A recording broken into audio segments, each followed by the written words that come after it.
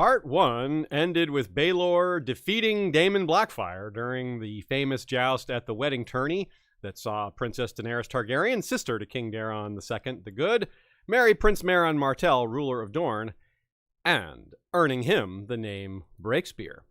This would have been a disappointing moment for those who hated Dorne and didn't want to see them join the realm, as well as for fans of Daemon Blackfyre, who didn't want to see him lose. Had Daemon won, it might have struck a blow for those with anti-Dornish sentiments. He was sort of the champion of that attitude as well as other things.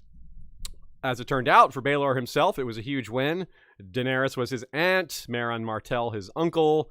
His very person represented the new peace. The Seven Kingdoms at last joined with Dorne as they were in his bloodlines. His father Daeron and grandfather/namesake, Baelor the Blessed, forged the peace. But Baelor Breakspear was the physical embodiment of it. He was the produce of those marriages, those arrangements. In many ways, he was the future. A new look for House Targaryen, one that physically actually looks more Westerosi. Seems appropriate, in a sense, for a newly united Seven Kingdoms. All the more perfect, then, that his defeated opponent, Daemon Blackfyre, was, to the eyes of many, the perfect Targaryen, despite not technically being one, thanks to his birth. Despite that technicality, though, he represented the old ways in many ways, harkening back to the time when there were dragons, when Dorne was an enemy, a state of affairs that had lasted much longer than the time of dragons in Westeros, if we're counting. By beating Daemon in front of so many, he showed that future. Daemon, lying defeated in the dust like the dreams of those who wanted to keep the status quo. They saw that slipping away.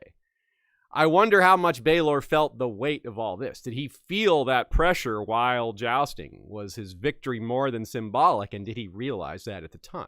Did he think to himself, I can't let the realm see that we are weak, that we aren't capable of manifesting the stream of peace? It's a lot of weight to have on your shoulders, but he carried it, assuming he felt it in the first place. There's a certain irony in a show of strength as a means to keep peace. Don't get violent, or so will we. But that's just how much of Earth and Westeros history has played out, if we're being honest. Sometimes you can only keep the bad guys in line by convincing them that they'll lose if they try it. And sometimes you have to join a trial of 7 to defend a Hedge Knight because you think it's the right thing to do, even when your nephew is the bad guy. But that's, of course, much later. The end of this episode will deal with that incident. It's long after he had convinced everyone he was the real deal. By that point, he was well established. At this point, he's just getting there. Earlier on, those who might have thought him weak because he was half Dornish, son of the very non-martial Daeron the Good, those who thought maybe Baelor's reputation was undeserved, a product of royal propaganda rather than true ability, well, they learned how wrong they were when they saw that joust, or at least heard about the result of it. A lot of witnesses to the tourney would have left with a new impression. Some of those who plotted against the throne would realize, this might be harder than we thought. Not that it stopped them, but going up against Daeron's new peaceful pro-Dornish regime meant going up against Baelor. Baelor Breakspear. In part 1, we covered the first 17 years of his life. Here in part 2, we get the second half, which spans another 22 years. It should be a bit longer. It's a larger document, but hey, people often do more things in their adult life than their youth. Those years coincide as well with some of the most compelling times in Westeros history.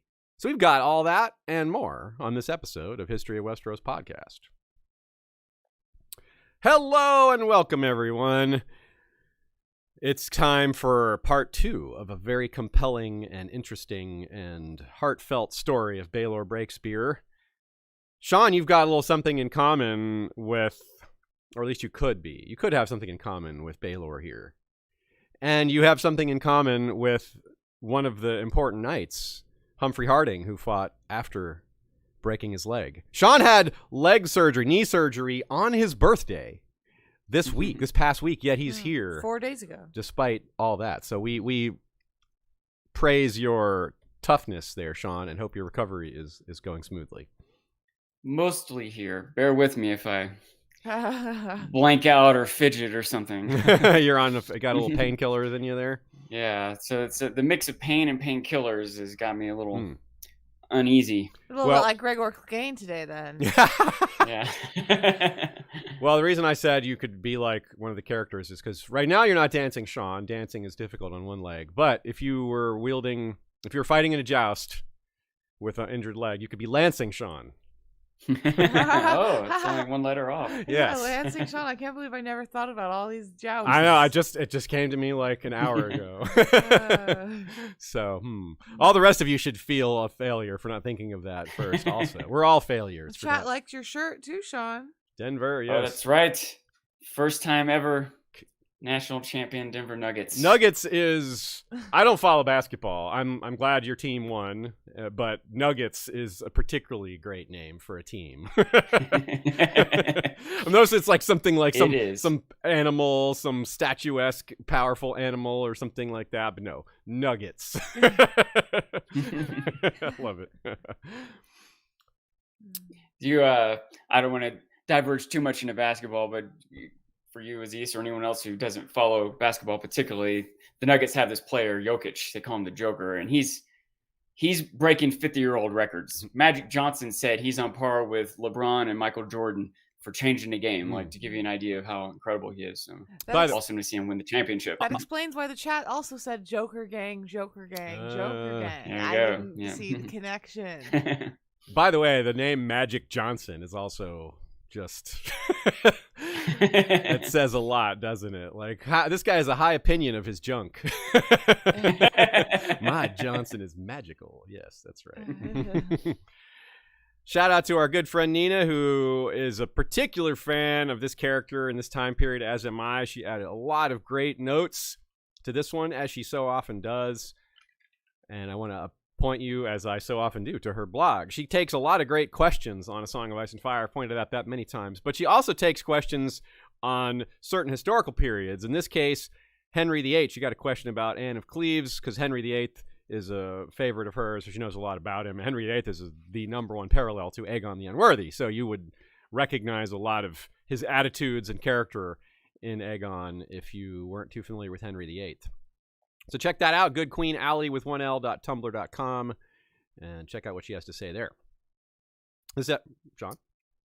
I'm way behind. I apologize, everybody, but I'm way behind on going through the chats from our past few episodes. But I did look at last week's Baelor episode, and Mrs. Sir Duncan the Tall asked who my favorite Targaryen was, or where Baelor ranked among my Targaryens, actually. Okay. And so I was thinking about that for a minute, and my instinct was like number one. I'm pretty sure number one. I was like, well, Egg maybe, Aemon, Egg, Jon. Wait, which Aemon? Aemon, Maester Aemon, you mean, right? Yes, okay, yes. Yeah, it could have been the dragon. He might be number one. Baelor might be number two. That's Jon's cool. number three. That's what I think. Yeah. Right on. Okay, I like it. I haven't picked a favorite myself. I'll think about that. This episode was voted on by patrons. Of course, they voted for it a couple weeks ago. It did turn into two episodes, as at least one person predicted correctly. Next week, the voters have chosen Pentos. Stay tuned till the end to hear what Pentos defeated in the poll to make its way into our episode queue. As well as I'll have suggestions for more episodes that are related to this current topic, and the answer to this trivia question, which is forthcoming right meow.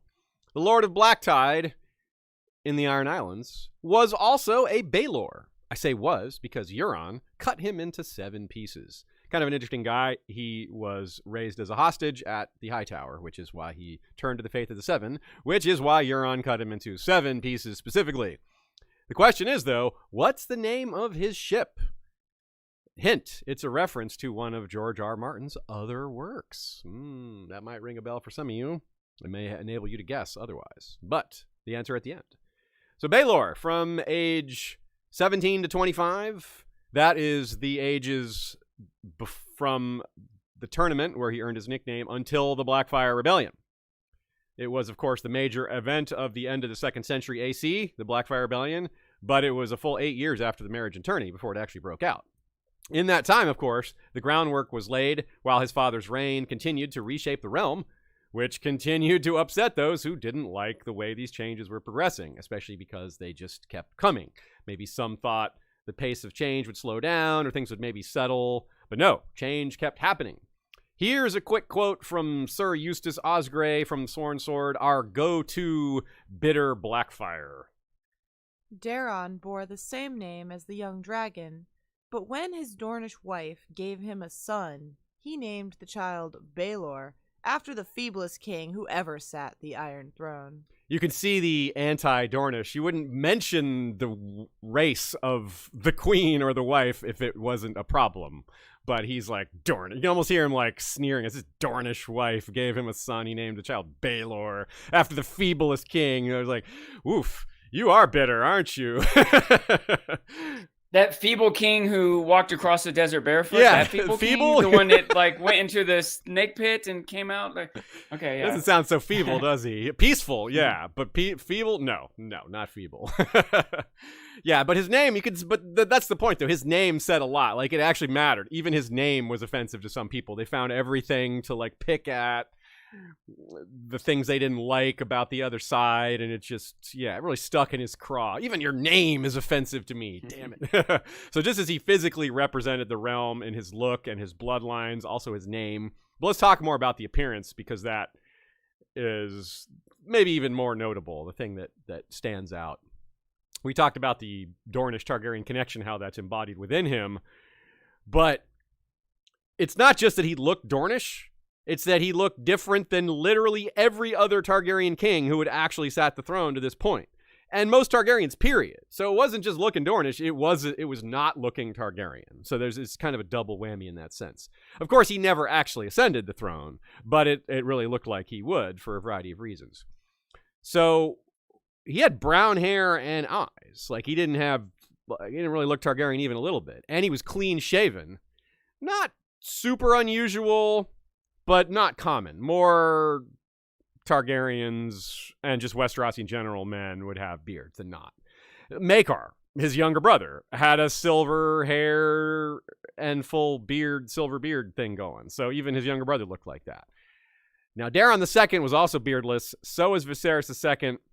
And so was Daeron I, but Daeron I was, 14 to 18, so maybe he couldn't grow a beard. I'm not sure about that. Nina says also that he was very fastidious. He was a efficient military commander, so it may have been more of an intentional thing. But all of our early Targaryen kings had beards. Even Baelor the Blessed had a beard. Aegon the Unworthy had a beard. Nina says Aegon the Unworthy's beard might be the reason they were trying to look different, because Aegon grew his beard to conceal his jowls. He was so overweight that the beard was actually like a way to conceal some of that. And yeah, so Nina suggests it's kind of a metaphor for his reign. And they were trying to distance themselves from that, both that attitude, that look, and just that everything, anything that reminded them of them. So they went the opposite. They didn't use his crown, they didn't use his look, and they didn't have his attitudes of excess and lots of other things. Lots of things to be different. And of course, this was yet another complaint against Baelor, as we said there in that quote. Meanwhile, Daemon had a warrior's name, right? He's related to Daemon, rider of Caraxes, and Daemon Velaryon, who was Aegon the Conqueror's first master of ships who died in battle. Like, there's been several famous warrior Daemons, whereas the only Baelor we've heard about at all was the peaceful king. As we say, not feeble, but still peaceful, which some people associate with weakness.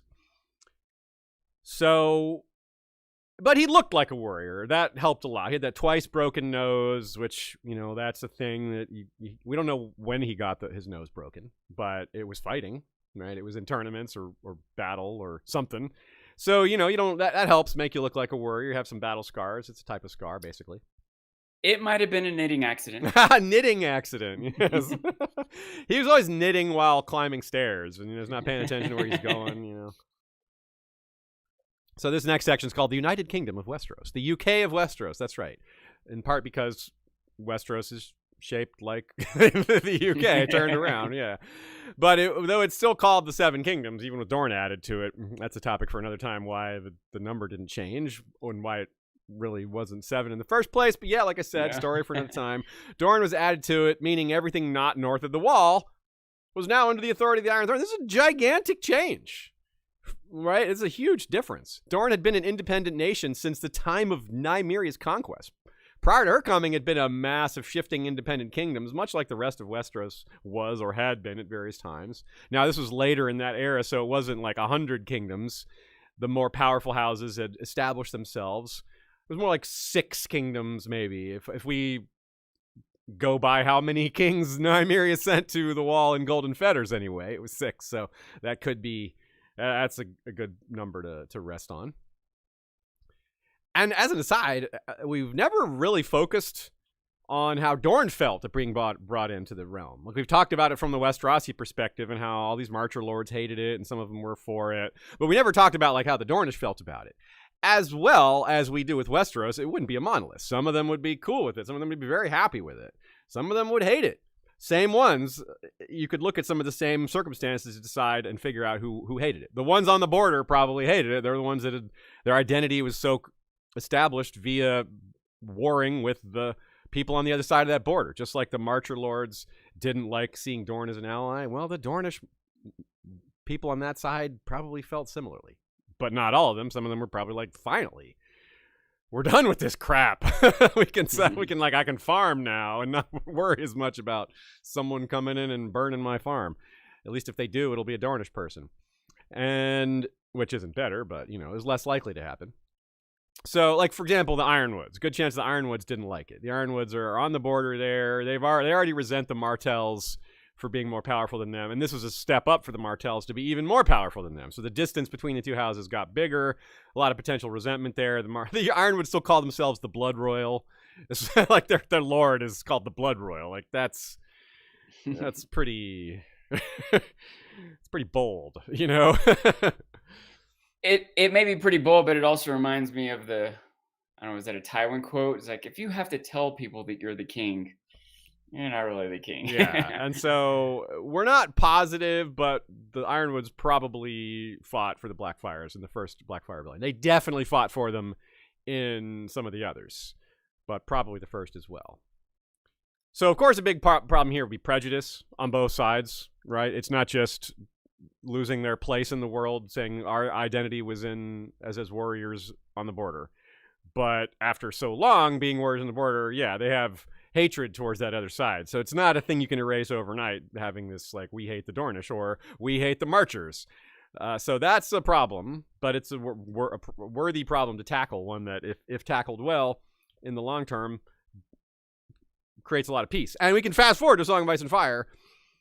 The Marchers and the Ironwoods and these houses don't love each other, but it's nowhere near as bitter as it used to be. So there has been a lot of progress, even though it's maybe not quick progress. But hey, thousands of years of history takes a long time to undo. So yeah, that type of thing. You're talking generations. Yeah. Like, I think about that a lot in the real world. It doesn't matter what two politicians in some other country got together and decided, okay, we're at peace now. You killed my uncle last week. Yeah. You know what I mean? The person on the ground in that village wants revenge for the actual violence exacted on them in recent times. That doesn't go away because some politicians deal, Yeah, you're right. It gives them a reason to not do it. It gives them a penalty for continuing the violence. It doesn't make them stop hating the other side, though. Like, that it takes longer. You're right. A lot of times it takes multiple generations for them to get over. People who didn't directly suffer at the hands of those that they're now told to be peaceful with. Yeah.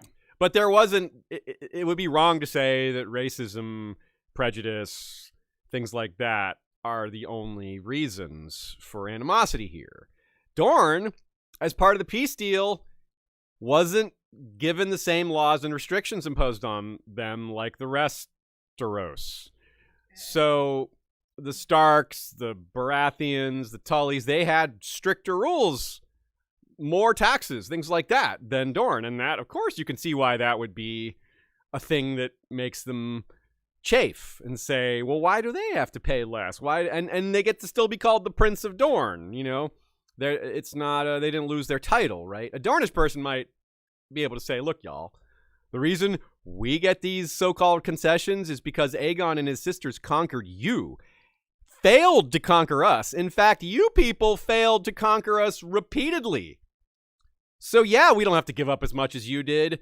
We were invited to join, and we accepted. We weren't forced. We didn't lose. That's maybe not the nicest thing to say. Why not make them feel better?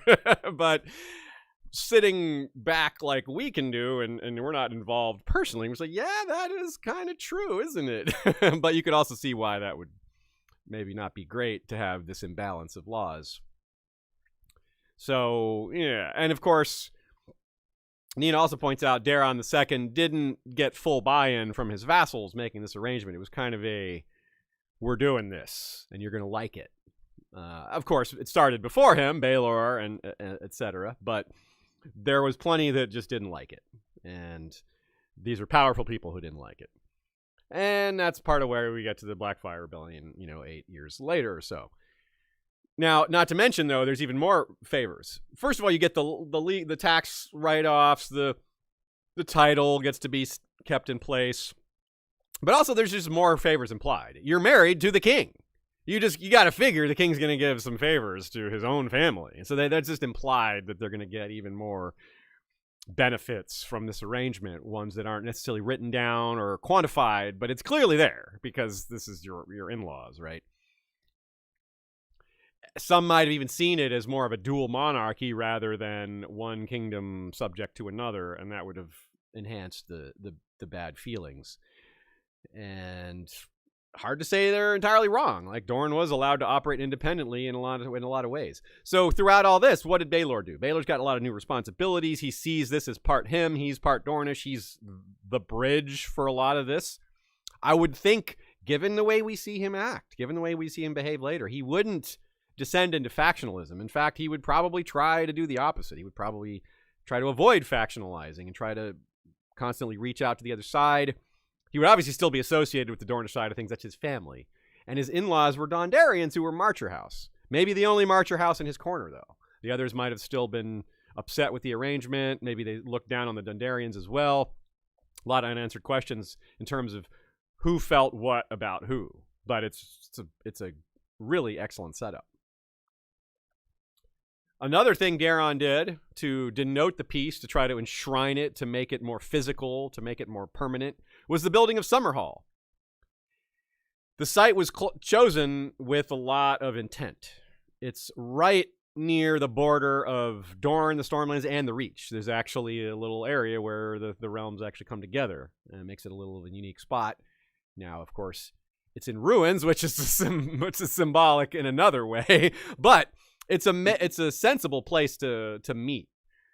And we'll see later how that comes into play. The peace was a great achievement, so commemorating it makes sense to do that. And it also signals that this is something he expected to last, something semi-permanent, if not actual permanent. And it's not a castle. It's not what's really important is it's not a fortress. And that's intentional and important. It's not a military installment, because if you're building a base here, that doesn't scream peace, does it? That sounds like the opposite, really. But this is a palace. It's called Summerhall, right? It's the opposite of winter. It's a nice place. It's not defensible hardly at all. So you wouldn't expect it to be used as a military place. The location is important strategically, but it's not a fort. So he almost intentionally took a military location and made it peaceful as part of the symbol, which I think is pretty cool and pretty clever for George as writing as well. It's kind of like how Castle Black is in defense. You can't defend Castle Black from the south. Like if the Starks attack Castle Black, it's doomed. It's built to defend from something coming from the north. Summerhall's like that, except all directions. No direction is well fortified there. It definitely. I also like that idea. It's on multiple levels. It's really good. You get to have a much more efficient and maybe cheap palace built when you're not worried about military fortifications, right? Mm-hmm. You don't have to have this extra staff and food and armament and stuff. And then once you establish it being that way, it's also this signal like, why would you attack this? Like, clearly this is here for peace's sake. Yeah. It's something we can share. It's something we can grow around. And it's, it is extra symbolic for it to burn down. That would maybe be why they would attack it, not as a military target, but they just to show their contempt for the peace or for what it stands for, not because it has not as a military But target. For them to do that, it's extra symbolic too. It's sort of like declaring war. Yes. You can't, that's like, it's no small thing if you attack this. Yeah, you're right. Everyone would understand what's being attacked. It's not Summerhall so much as it is the peace. So technically, the Crown Prince is always the Prince of Dragonstone. That's been a tradition for a long time, still is. And Baelor was Prince of Dragonstone, but with Summerhall out there, the Targaryens had options. At least one Prince of Dragonstone preferred Summerhall. We don't know how Baelor was with it. Maekar spent a lot of time there even before he was Prince of Dragonstone. And Daeron the Drunkard is the one I'm referring to, Maekar's son, who was Prince of Dragonstone for a long time, but he preferred Summerhall. And Rhaegar preferred the ruins of Summerhall to Dragonstone. So that's another crown prince who preferred Summerhall, but not quite the same context. So we mentioned last time that at some point Baelor got betrothed to Jenna Dondarrion. Within a couple of years of being married, Valar would have been born. Valar Targaryen, the young prince, who looked a little more Targaryen than his father. He had a silver streak in his hair. He had light blonde hair or light brown hair with a silver streak, a little like Darkstar maybe. Darkstar's hair is more black with the silver streak, if I remember correctly. But he's the only other person I can think of that has that silver streak. Oh, that's not true. There's one of the Rhaena. Elena, that's right.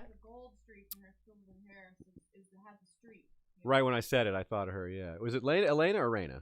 Elena. Okay. Okay. Right. Shay is muted, by the way. Oh. Shay was saying Elena is the other one who has a streak, but it's... Say it again. I said Elena was the other one with the streak, but it is silver and gold, not silver and black or brown. Right. Yeah, two different colors. Cool.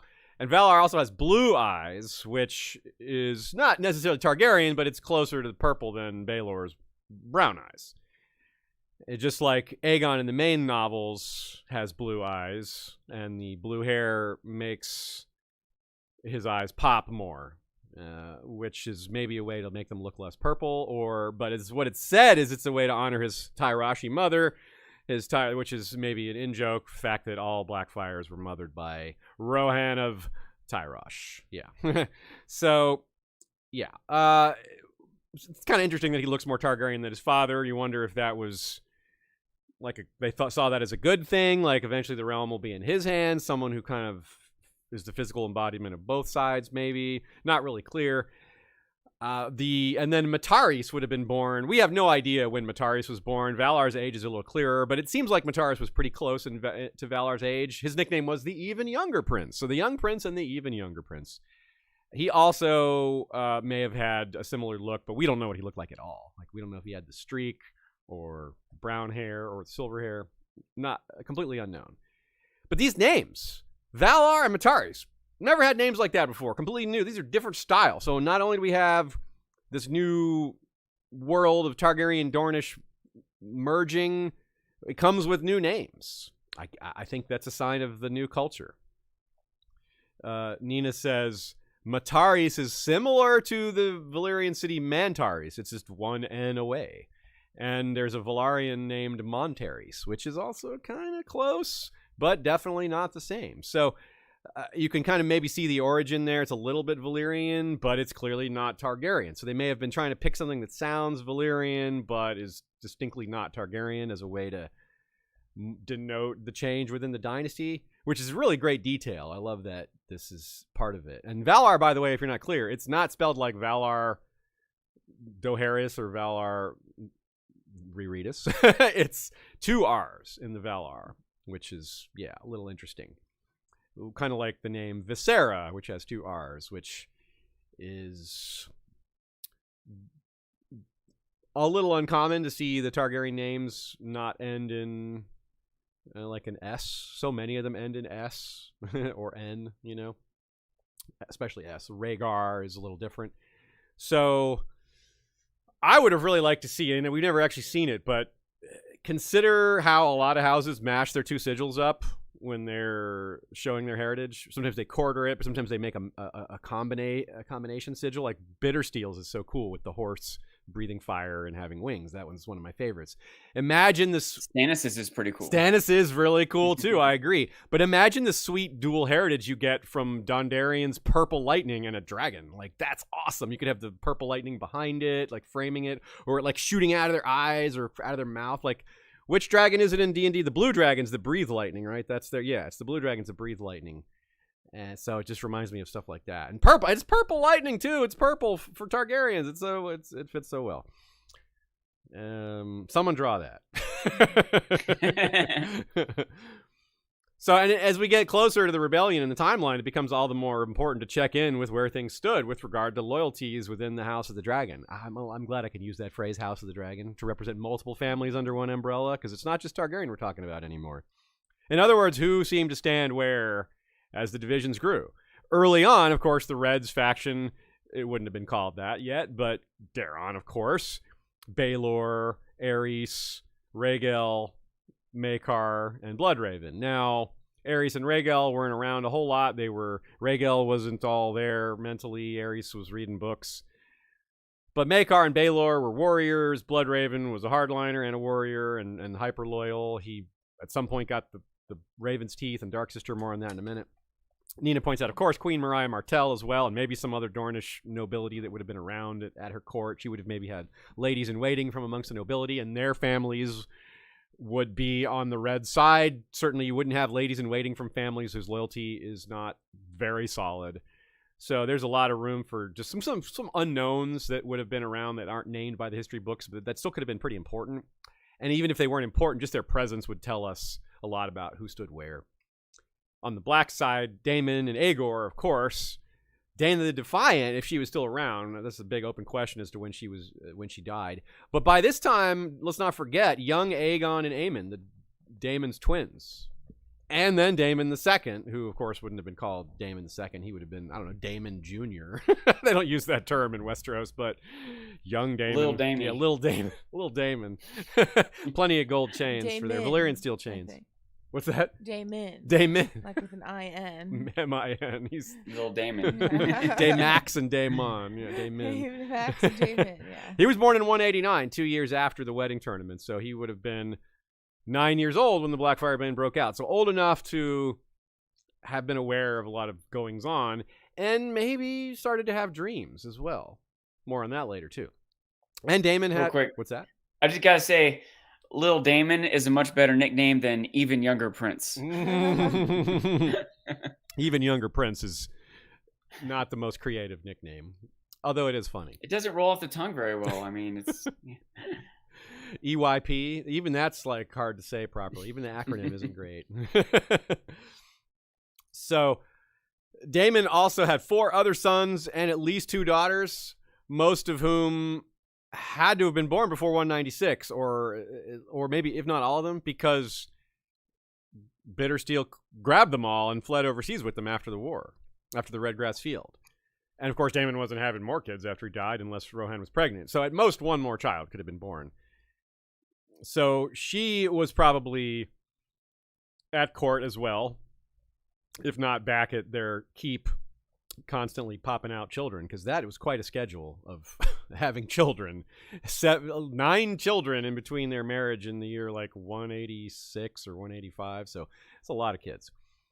And even if Daemon hadn't been planning on rebelling, because we hear he was gradually convinced to do it. It wasn't something that he just like wanted to do but held back for a long time. So early on, you might have been hearing comparisons, though, like comparing the family of Baelor to the family of Daemon. And like, oh, Daemon's got more sons. He's more of a man. This kind of silliness that comes out sometimes. But it probably happened, right? Because we know that is a thing that Westerosi men judge themselves by, even though it's really has a lot more to do with the woman, But regardless, that sort of talk probably happened. Rhaena as well. We wonder about them. Rhaena would have probably been for peace. That seems pretty straightforward. She was a septa. She was very pious. So I don't know about taking sides in terms of factions. She would take sides with the idea of peace, I think. That's one of the safer bets we have here. But there's a chance she preferred her true-born family because the 7 teaches that bastards are, bad news. It teaches they're born of lust and envy and things like that. So she may have believed in that bit of karmatic 7-rooted propaganda. Elena as well, not pious, but she was master of coin for Daeron II later, and she married a Dornishman for love later, so she wasn't later. There's nothing that indicates she was ever on that side of things, and plenty to indicate she was on her family's side.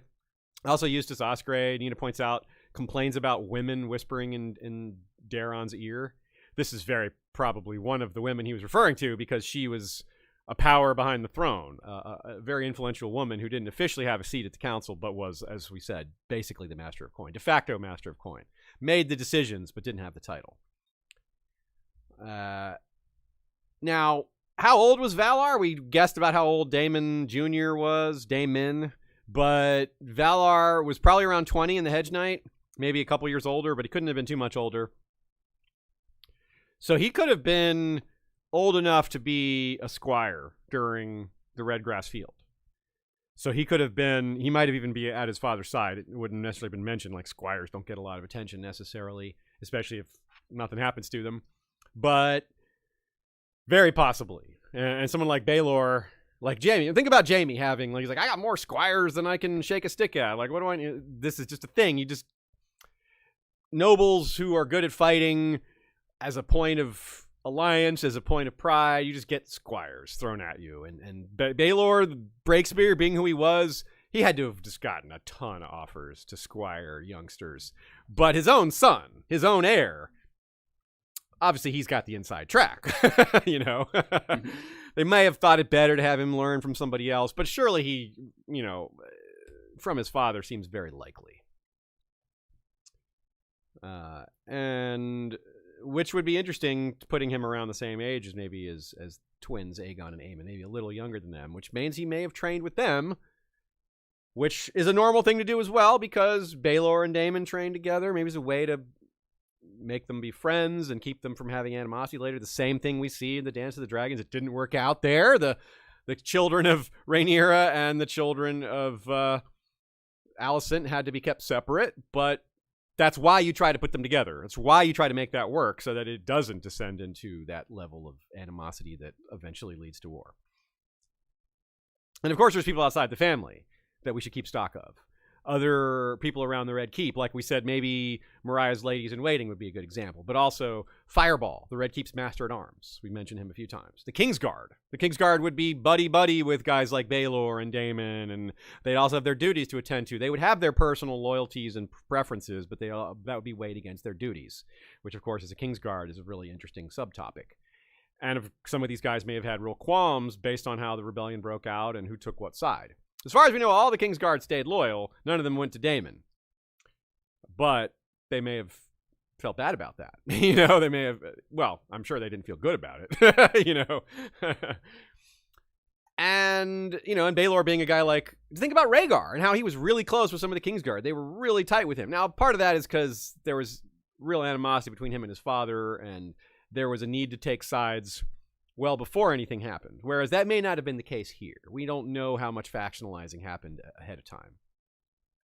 But it seems likely some of the Kingsguard would have thought Daemon was the better man, even though Baelor was so great. Do we know who the different small council members were at that time? We only know one or two. One of them was Lord Butterwell, the same Lord Butterwell from the Mystery Knight, the one who tried to run the Blackfyre wedding. Not rebellion, but the brown, which wedding. Is interesting because we know that Daeron, when he took over, he fired all his father's small counselors, and one of them was this Butterwell. Butterwell was Master of Coin, so for some reason he undid that and brought him back at a higher rank as Hand of the King. So it was Nina's suggestion is that this was like a concession for balance within these political factions that were emerging. It's like, okay, well, we need to show give a little bit of power to someone here who's kind of on the other side of things and show that we can all work together. That's where it didn't work out.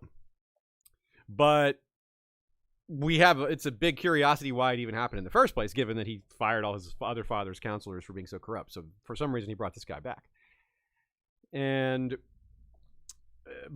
Bloodraven, though, is the biggest question mark I have here in the second half. We really wondered how well Daemon and Baelor got along, and I still wonder about that. But in the second half, Bloodraven's the one I wonder about. Because in terms of his relationship with Baelor, Brynden had the opposite sort of reputation. Like, he was a hardliner and not considered chivalrous and not considered like a good man. He was someone to fear, someone to respect for his capabilities and capacities, but everyone was afraid of him. He was a rule through fear, not through love kind of guy. as much as we like him, yeah, there's a lot of aspects about him that were problematic, and Baelor probably would have seen it, some of those things that way. He's like, I don't really like all the way you do some of these things here, uncle, because Brendan was his uncle. But he had to respect just how loyal he was to his father. Like, one thing Bloodraven was not was disloyal to the crown. And so Baelor he could count on that, had to respect that much. And I wonder, here we go with the Raven's Teeth. Like, what happened with this? The Raven's Teeth existed before the Battle of the Redgrass Field. Of course, they were critical during it. How did this come to be that he had this large private guard of like 300 dudes with bows and, well, like the money for that had to come from the crown. Bloodraven didn't have lands of his own. So Bloodraven must have done some very important things to show his loyalty. And what did Baelor think about his uncle having such a large private guard? He must have, I assume he was cool with it, that he weighed in on it and he trusted his uncle just as much as his father did, and that trust was rewarded, at least in terms of what side he stayed on, maybe not in terms of all of his actions. For example, at the Redgrass Field, what would he think of Bloodraven shooting down Daemon and his sons with arrows? Daemon, I mean, that's fair, I guess. He's a warrior, he's an adult. But shooting down the two twin sons, I don't know about that. He might have had real qualms about that. It's not chivalrous, right? And maybe he would have preferred even Daemon to have been beaten straightforwardly, so you could see that his cause was defeated. Daemon became like a folk hero afterward for the manner of his death and for the promise that would have been. If he had been defeated properly, in knightly combat instead of from afar, that might have been more emphatic. It might have staunched the enthusiasm for future rebellions. Like, people who said it was the will of the gods, you can't say it's the will of the gods when this old gods oriented sorceress guy did it. Like, it's hard to, like, you can't argue that the gods willed that Daemon Blackfyre should fall when it doesn't look like the Seven did that. It looks like the old gods or sorcery did it, right? So the manner of his defeat is problematic for a chivalrous, honorable guy. That said, he might not have been defeated otherwise. Yeah. Oh, yeah. Absolutely. Bloodraven's like, sure, it wasn't chivalric, but we did it. Yeah. Like, this is like, you want the best possible result. This might have been the best possible result. Did you want another Gwaine Corbray getting his face caved in by fighting Daemon Blackfyre? Like, what did you want? I didn't see you rushing to fight him, So, yeah, it's... Are we going to decommission all the archers in our army now so we can be chivalric all the time? There's a reason we have the archers, right? Yeah, exactly. So I wonder if it would go so far as Baelor appreciating Bloodraven, but not really liking him, Like, I don't really like you, but I respect you. I'm glad you're on our side, that kind of thing. Now, I'm just guessing. This is all very much pulled out of nowhere, just kind of guessing based on their personalities. For all we know, Baelor had nothing whatsoever to say about the manner of Aegon and Aemon's deaths via arrow. Maybe he was like, "Yeah, good job." Probably not, right? Given what we know about him, I think we can make a educated guess here. We also just don't know how much power and influence Bloodraven had in general. Whether this was a problem, like, oh, now he's done this. His hardline attitudes are going to carry more weight at court because he's now the killer of Daemon Blackfyre. His esteem has risen. I don't know if I like that. And Dark Sister. Talk about that. He got Dark Sister, and it was before the Battle of the Redgrass Field also. So he had done something to earn it. Maybe before getting the Raven's Teeth or at the same time. Interesting potentials here. I mean, this is the blade of the Dragon Knight, the blade of Queen Visenya. Didn't have the standing of Blackfyre. It was literally smaller. But still, I really find it hard to believe that Daeron just gave it to Bloodraven without consulting with his son and heir first. Like, hey, son, do you want Dark Sister? Or should I give it to someone else? Should I give it to Brendan? And here's the reasons why. They maybe talk it out, and Baelor would be like, yeah. And the way Baelor is about always wanting other people to get the acclaim. Like, no, you did this. No, you did that. No, it seems almost straightforward that he'd be like, yeah, let's use the sword to bind the rest of the family. Like, we've got better uses for the sword than giving it to me, Especially because I feel strongly, and Nina feels strongly, that part of the reason to give Dark Sister away in the first place was to devalue the gift of Blackfyre to Daemon, to show that it's not such an important sword after all. It's not a kingly sword. Yes, it was wielded by a king, but the king is not the crown. Stop associating the two, y'all. So by giving away Darksister away, it kind of shows their attitude towards the swords. I think it's pretty clever. And by giving it away to someone other than the prince, further devalues it. Yeah, right? exactly. It's just a sword. It's a family treasure. It's for good warriors. Not connected to the line of succession. Yeah, absolutely. So I think if that was their thinking, and I do, it's a strong level of headcanon. It's pretty darn clever. It shows the kind of moves Daeron was likely to make. Daeron's really good at these like political moves and symbolic moves that are nonviolent, that carry a lot of weight to them. And I think Baelor learned from that. I think he saw this, and he had the ability to see it because he was close to his father for so long. They worked together really well, and as we'll see after the Blackfyre Rebellion, he works with him even closer as Hand of the King. So if you see, like when you're a king and you know that your son is going to inherit one day, of course, it's like we see Ned work with Robb and countless other lords work closest with their eldest son, the one they want to see inherit. Like when Randall Tarley worked with Sam, even though he didn't like him. But once he was like, I got an heir I like better, he started working with that one instead. He started working with Dickon instead, and was like, Dickon was by his side for every decision at council, at court, all these things. So Baelor and Daeron together, believe it. The actual war, Blackfyre Rebellion, the famous moment came when the order to arrest Daemon was sent. Bloodraven reported on intrigues going on. He said, look, y'all, they're going to announce a claim within the moon's turn. There's some suspicion here whether that's actually true. Bloodraven may have kicked it off and like, we need to take care of this now. They're not listening to me. We should get the jump on it. So I'm going to fudge the details a little bit, but maybe not. Maybe it's exactly what happened. Maybe it's entirely true. Either way, what did Baelor think? He probably had knowledge of this order being sent to arrest Daemon, and he would have weighed in. He would have maybe been like, I think this is a mistake, or yes, let's do it. I'm all for it. It's a tough choice, but we got to do it. I mean, again, this is a guy who's close to all the decisions, a guy who's going to be appointed Hand of the King. So he's at least witness to his father's decision, most likely, if not part of the decision. And Baelor likes to hear people out. Like, Baelor was a big believer in justice. We see this in the Hedge Knight. He wanted to hear both sides of an argument. So that might be something he was like, well, we should hear from Daemon. We should, seize him, but like let him make a statement. I want to hear the evidence. Let's have a trial. That may have been what he called for. Of course, we don't know what would have happened because Daemon was warned and got away. Is it possible Baelor is the one who warned him? Well, yes, it's possible. I don't have any direct evidence of it or even a suggestion of it, but it would be quite a twist if Baelor did it. I think there's a low percentage chance, but I wouldn't say it's like a super unlikely. Maybe like a 10% chance. More likely it was what we're told. It was Fireball who helped him escape. So Fireball somehow found out about it. Maybe Fireball overheard the decision and ran away to tell them. Maybe it was one of the other Kingsguard. We talked about some of the Kingsguard maybe liking Daemon more. If that's the case, they didn't fight for him, though. So maybe that's not a great theory. Either way, someone told, and we don't know who. It could have actually been Baelor himself, which is really interesting. And again, what did he think? We have to come back to what did he think of Daemon? Was he like, well, this guy's my friend. He's my kin.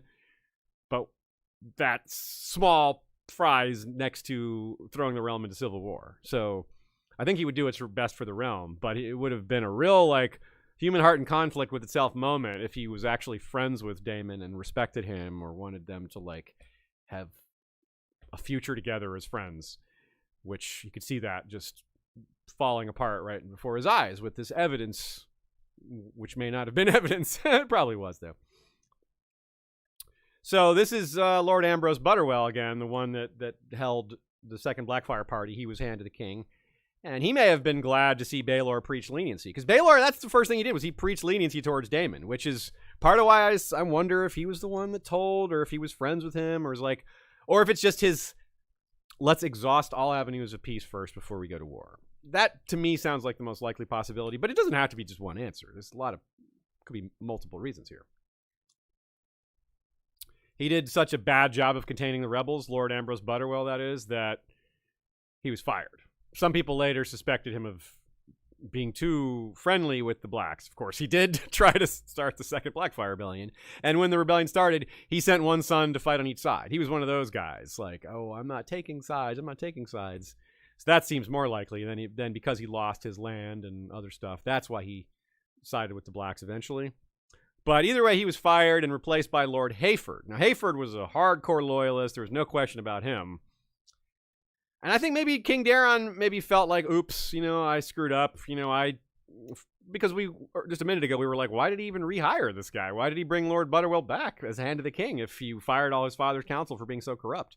So he probably was like, whoops, that didn't work out so well. This guy I brought in failed to contain the Blackfyre Rebellion. And I wonder if he had, he was just really competent. He was just really good at setting up relationships and keeping track of the books. And when they let him go, they realized, like, crap, no one else is that good at this job. And he wasn't that corrupt. Okay. Yeah. That makes sense. Like a guy who's good at books and numbers but isn't good at war, like that's not a tough sell at all. There's plenty of people like that. He'd be a good peacetime hand and a bad wartime hand. So yeah, that would make sense. I can see that. So the attempted arrest of Daemon had the effect that outrage often does, especially if it's sold properly to people, which is that it creates sympathy for someone who's actually probably guilty. And that may have been part of Baelor's concern. If he's arguing in council for leniency, he might be like, we got to play this carefully or else Daemon could gain sympathy. We got to make sure that we're not the bad guys here. We don't, because the last thing we want to do is send more troops into his arms, more people that support him because he was treated unjustly by this Dornish king or this Dornish prince, and whatever. And think about men like, again, Sir Eustace Osgrey, our bitter Blackfyre. He comes back. He seemed to genuinely believe that Daeron was a bastard. And it's hard for us maybe to process that because from where we're sitting, it's kind of a crazy idea. But, look what happens with Stannis and the rumors about Cersei and Joffrey, and then they turn around and send rumors about him and Felice sleeping with Moonboy. Or Selyse, not Felice, sleeping with Moonboy. These rumors get somewhat accepted, right? Because people don't know better. They don't have the internet. They don't have DNA tests. Everything is a rumor to them. Nothing is truth when you live in that system. You just have to believe what you can. There's no way to know. The king said, this guy's a bastard. Are we supposed to not believe the king? Well, this king, yeah, because he lies all the time. Well, people don't necessarily know that. Look what we saw in the Riverlands. There were people that were like, there wasn't like this under King Aerys. You mean the Mad King? You're like, you want him back? Well, he wasn't hurting us. So just, there's a lot of different shoes you have to put yourself in to frame the perspectives here properly. And just, because from where we're sitting, Joffrey, Juice. Joffrey, Luke, and Jace, Juice.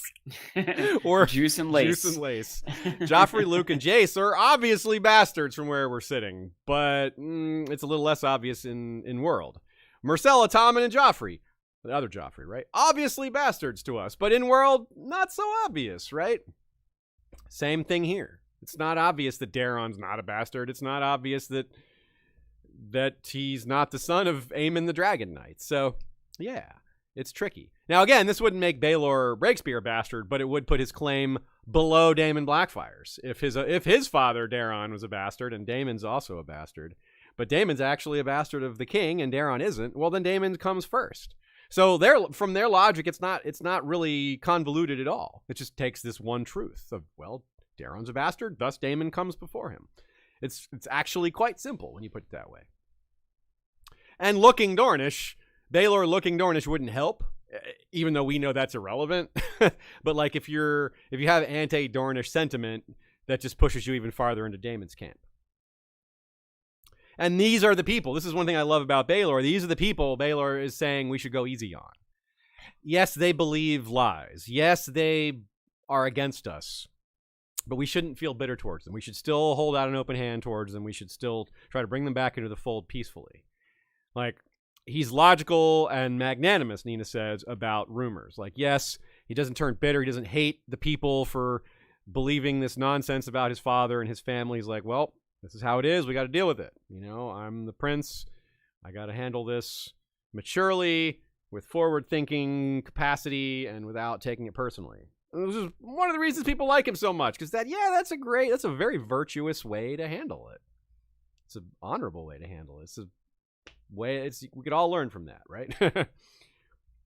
But the war broke out. Like, he preached leniency to Daemon, but as things progressed, it was clear that that was not going to do any good, that leniency was counterproductive, because this is now a real rebellion. It's not going to stop through peace.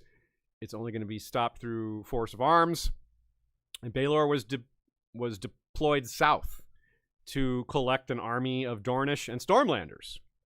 Now, you can understand why he was sent to collect the Dornish army. He's Dornish. His mother's Dornish. I mean, his wife is a marcher. That they may not love that part, but still, he's the right call.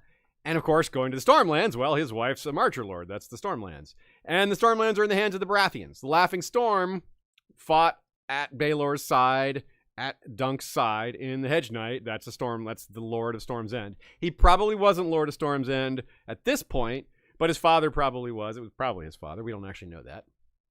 But either way, this is close kin, like the Baratheons and Targaryens. They're still pretty close relationship-wise. We also know none of the High Lords supported Daemon. It was only lesser houses that supported Daemon. So either way, the Baratheons were Reds in the upcoming war. Since the Marchers sided with Daemon, most of them, or all but the Dondarrions maybe, we don't know. There was probably battles to be fought in the Stormlands too, to settle things, to be like, okay, well, who's loyal, who's not. Once the Stormlands was settled, they can gather the army and start marching. And this may have been part of the delay. As we know, Baelor barely made it to the battle on time, and this is probably why. These battles that he had to fight, smaller skirmishes, getting people loyal.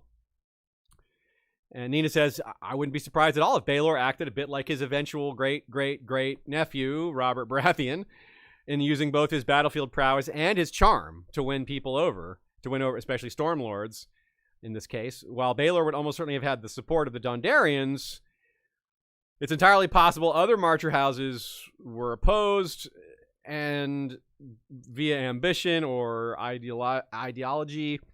So Baelor's charm and charisma might have come up big here in bringing over people who were kind of on the fence. There might have been some people that were like, well, yeah, we hate the Dornish, but we also aren't rebels. We don't want to just turn on the king. Like, that's a big deal too.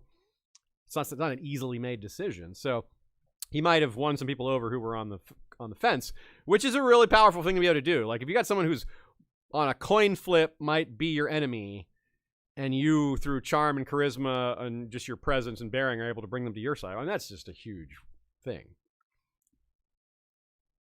It's possible Baelor went to Dorne first, though, because he might have expected a better welcome there. Like, sure, the Ironwoods would have been against him and maybe some others, but the majority of the Dornish would probably be on his side for ethnic reasons, for wanting to fight against anti-Dornish sentiment. Like, what, they're saying we're not good enough to be a queen?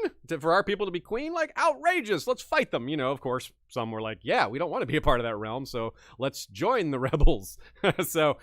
But as I said, more of the pro-Iron Throne people on the Dornish side, most certainly because of the esteem and their leaders, Sunspear, all that. But have to remind ourselves not to treat Dorne as a monolith. There would have been certainly plenty of houses that fought for Daemon and the Ironwoods. That might be another reason to go there, because they're not a monolith. You can't be sure of how they're going to respond. We know what the North's going to do. We know what the other territories and leaders are more established. Yeah. Right. But Dorne is like you said, a coin flip. We got to make sure this coin flips the right way. And before they take sides, like help them decide which side of the fence to be on before someone else makes that decision for them, before they decide on their own. Which begs the question, did he go to Dorne first or the Stormlands first? Like, if he goes to Dorne first, he can maybe get more help in the Stormlands. And I don't know about marching a bunch of Stormlanders into Dorne. That sounds a little more precarious, although it might be necessary. I don't know. So a third possibility is he didn't do either. He went to Summerhall and was like, hey, everybody meet me here. Like, it's a good border spot for people to meet and gather. And they fought their battles on their own. Like, the Dornish fought the Ironwoods, and once that was settled, they brought their army north. Same thing happened in the Stormlands. They meet Baelor at Summerhall and march from there. That's the third possibility. I almost think that's the most sensible one, but it may have been necessary for optics reasons, for potential for violence reasons, for Baelor to go in person to some of these places. Yeah, like Lord Martell himself. Like, Mors Martell wasn't super old at this point. We know his father's the one who arranged for the marriages with Baelor. So he's not probably not an old man. He may have marched with the troops. He may have been at the Battle of Redgrass Field. I would guessing no, but it's possible. And his son, his firstborn was a son with Daenerys, who, if he was born relatively soon after the marriage, which is entirely possible, he would have been a similar age to, say, Valar, and could have been a squire in the battle, too. So there may have been a young Martell prince at Baelor's side for this, and maybe even both a Martell prince and his own young Valar, which would have been neat. And one of the reasons, another reason Summerhall is notable as a possible gathering spot for troops is Robert Baratheon did the same. He gathered an army at Summerhall, ended up having to fight a battle there against Randall Tarley, which was the only battle he lost. But still, the point is it happened. Got that big army together one way or another, whether it was through marching south personally, whether calling the banners and letting them deal with it themselves and bringing forth their troops. We don't know, but one way or another it happened. A large army of 10,000 or so, maybe similar to the army that Prince Lewin Martell led out of Dorne during Robert's Rebellion, except those men were raised to lose, and these ones were raised and came out the victor. They were rushing to get to the battle on time. They were hoping that by the time they got there, they didn't find a new king already sitting on the throne. That would be a problem. Like, yeah, we showed up. But then we'd do we bend the knee? I mean, what do we do? Do we bend the knee to Daemon instead of fight him if he's already defeated Daeron by the time we get there? Crap. Like, what's in the head of the common soldier there? They don't know what they're going to get, what's going to happen by the time they get there. It may already be over. What a strange headspace to be in. Like, we're marching force to a great battle, or for nothing. It might already be over. Yeah. You might be hoping for that. You might be like, I really want to get revenge on these Westerosi, but I kind of want to not fight at all. I kind of want to just not die, you know? I just want to go home. Yeah, can we go back now? Yeah. My family and my farm, it was a lot nicer. Yeah, I feel like that would be perhaps the most common sentiment. But there'd be plenty of hardliners, plenty of people ready to fight, plenty of people driven, whipped into a frenzy. You know, outrage can take people to pretty nasty places in their mind. Make you do things you wouldn't normally do, especially when there's mob mentality added to the mix, you know? Like, well, all my other neighbors are mad. I guess I should be mad too. Yeah, let's get them, I guess. And then a few days later, you're fully bought in. All right, let's take a quick break here. And then get back to it with the actual battle of the Redgrass Field. Guilty Undertaker says, I do wonder if the Ironwoods were actually Daemon supporters or if they were Dornish separatists who saw Daemon as a path to bring back the old way of Vulture Kings and other such business within Dorne. Good mention of the Vulture King, or a Vulture King, because we're going to have that as part of the second half, one of them. But yeah, I mean, I think that's a good way of looking at it, Guilty Undertaker, because whether they actually cared about Daemon is definitely questionable, but they definitely cared about Martell supremacy and Dornish independence. That seems, yeah, so Daemon's cause aligned with theirs rather than them being specifically aligned with Daemon. Daemon would give them what they want, but he's not necessarily someone that they would have picked under other circumstances. So yeah, I agree with that interpretation in terms of what actually motivated them. Nina says as well, even though George's intention was to parallel Henry VIII with Aegon the Unworthy, she doesn't think it was that effective and doesn't really think the parallel is that strong. Yeah, in fact, when you said that, she in the chat went, no, no, all caps. And so I wanted to make she it doesn't clear. agree with the she comparison. She doesn't agree with the it. comparison is made often, yes. Yeah, George himself has made the comparison, and lots of people, when reading it, naturally make the comparison. Whether that is accurate to the true history I agree with her. It is not, but when you can look at popular history, popular perception, what he's playing with, I just think, of course, people see that. Yeah, when you dig into it, you're right. Some of those comparisons fall off, but there are some surface level comparisons are definitely there. So And yeah, that's what he's doing. You know, it's intentional to have those surface level comparisons. So you know, there's that. Definitely. But no, do not think that because you said Nina's name within a sentence of saying that she doesn't signed agree. off on that. That's right. Cool. All right. Well, good clarification. Thanks for that. Also, our Patreon drive continues. There is about a month and a half left before we do away with our $2 level, but if you sign up now, you can have that $2 level as long as you keep it. You'll be grandfathered in. A lot of people have signed up. We have a lot of new grandfathers. A lot of new grandfathers signing up. Join that group. Don't you want to be a grandfather too? This isn't the best sell, is it? I don't know. Who doesn't want to be a granddad? Yeah, well, respected. You won't turn into a granddad overnight. Yeah. Also, if you are a patron or a member through our Spotify subscriptions or a donator through our website, which is also a way to support History of Westeros, we are hosting our first Quiplash session this Wednesday, June 21st. If you're a patron, you can be a direct participant. If you are someone else, you can watch and vote on the results. You can still play and have a good time. You just won't be one of the people filling in the answers. You can still vote on the answers, and the votes are tabulated with every answer. So votes actually drive the game. It's audience participation is a big part of this. So even if you're not a patron, you can absolutely participate and have a great time. We love Quiplash. We've done it at Ice and FireCon, and it is super fun. It's Mad Libs, basically, but multiplayer Mad Libs, fill in the blank with funny stuff, and they're all A Song of Ice and Fire, Game of Thrones, House of the Dragon themed questions, or prompts rather, not questions. So similar difference. So you can go to the History of Westeros Discord server and join, and when you join there are instructions in the main channel on how to get the patron role, or you can just tag me or do what have you. A lot of you are already in there, but once you have that role assigned to you, you'll be able to see this channel. In other gaming news that reminds me of Lansing Sean, we have been playing our CK3 campaigns on Twitch now. We moved from YouTube to Twitch. The videos are still available on YouTube. They are in the playlist CK2, CK3 playlist folder.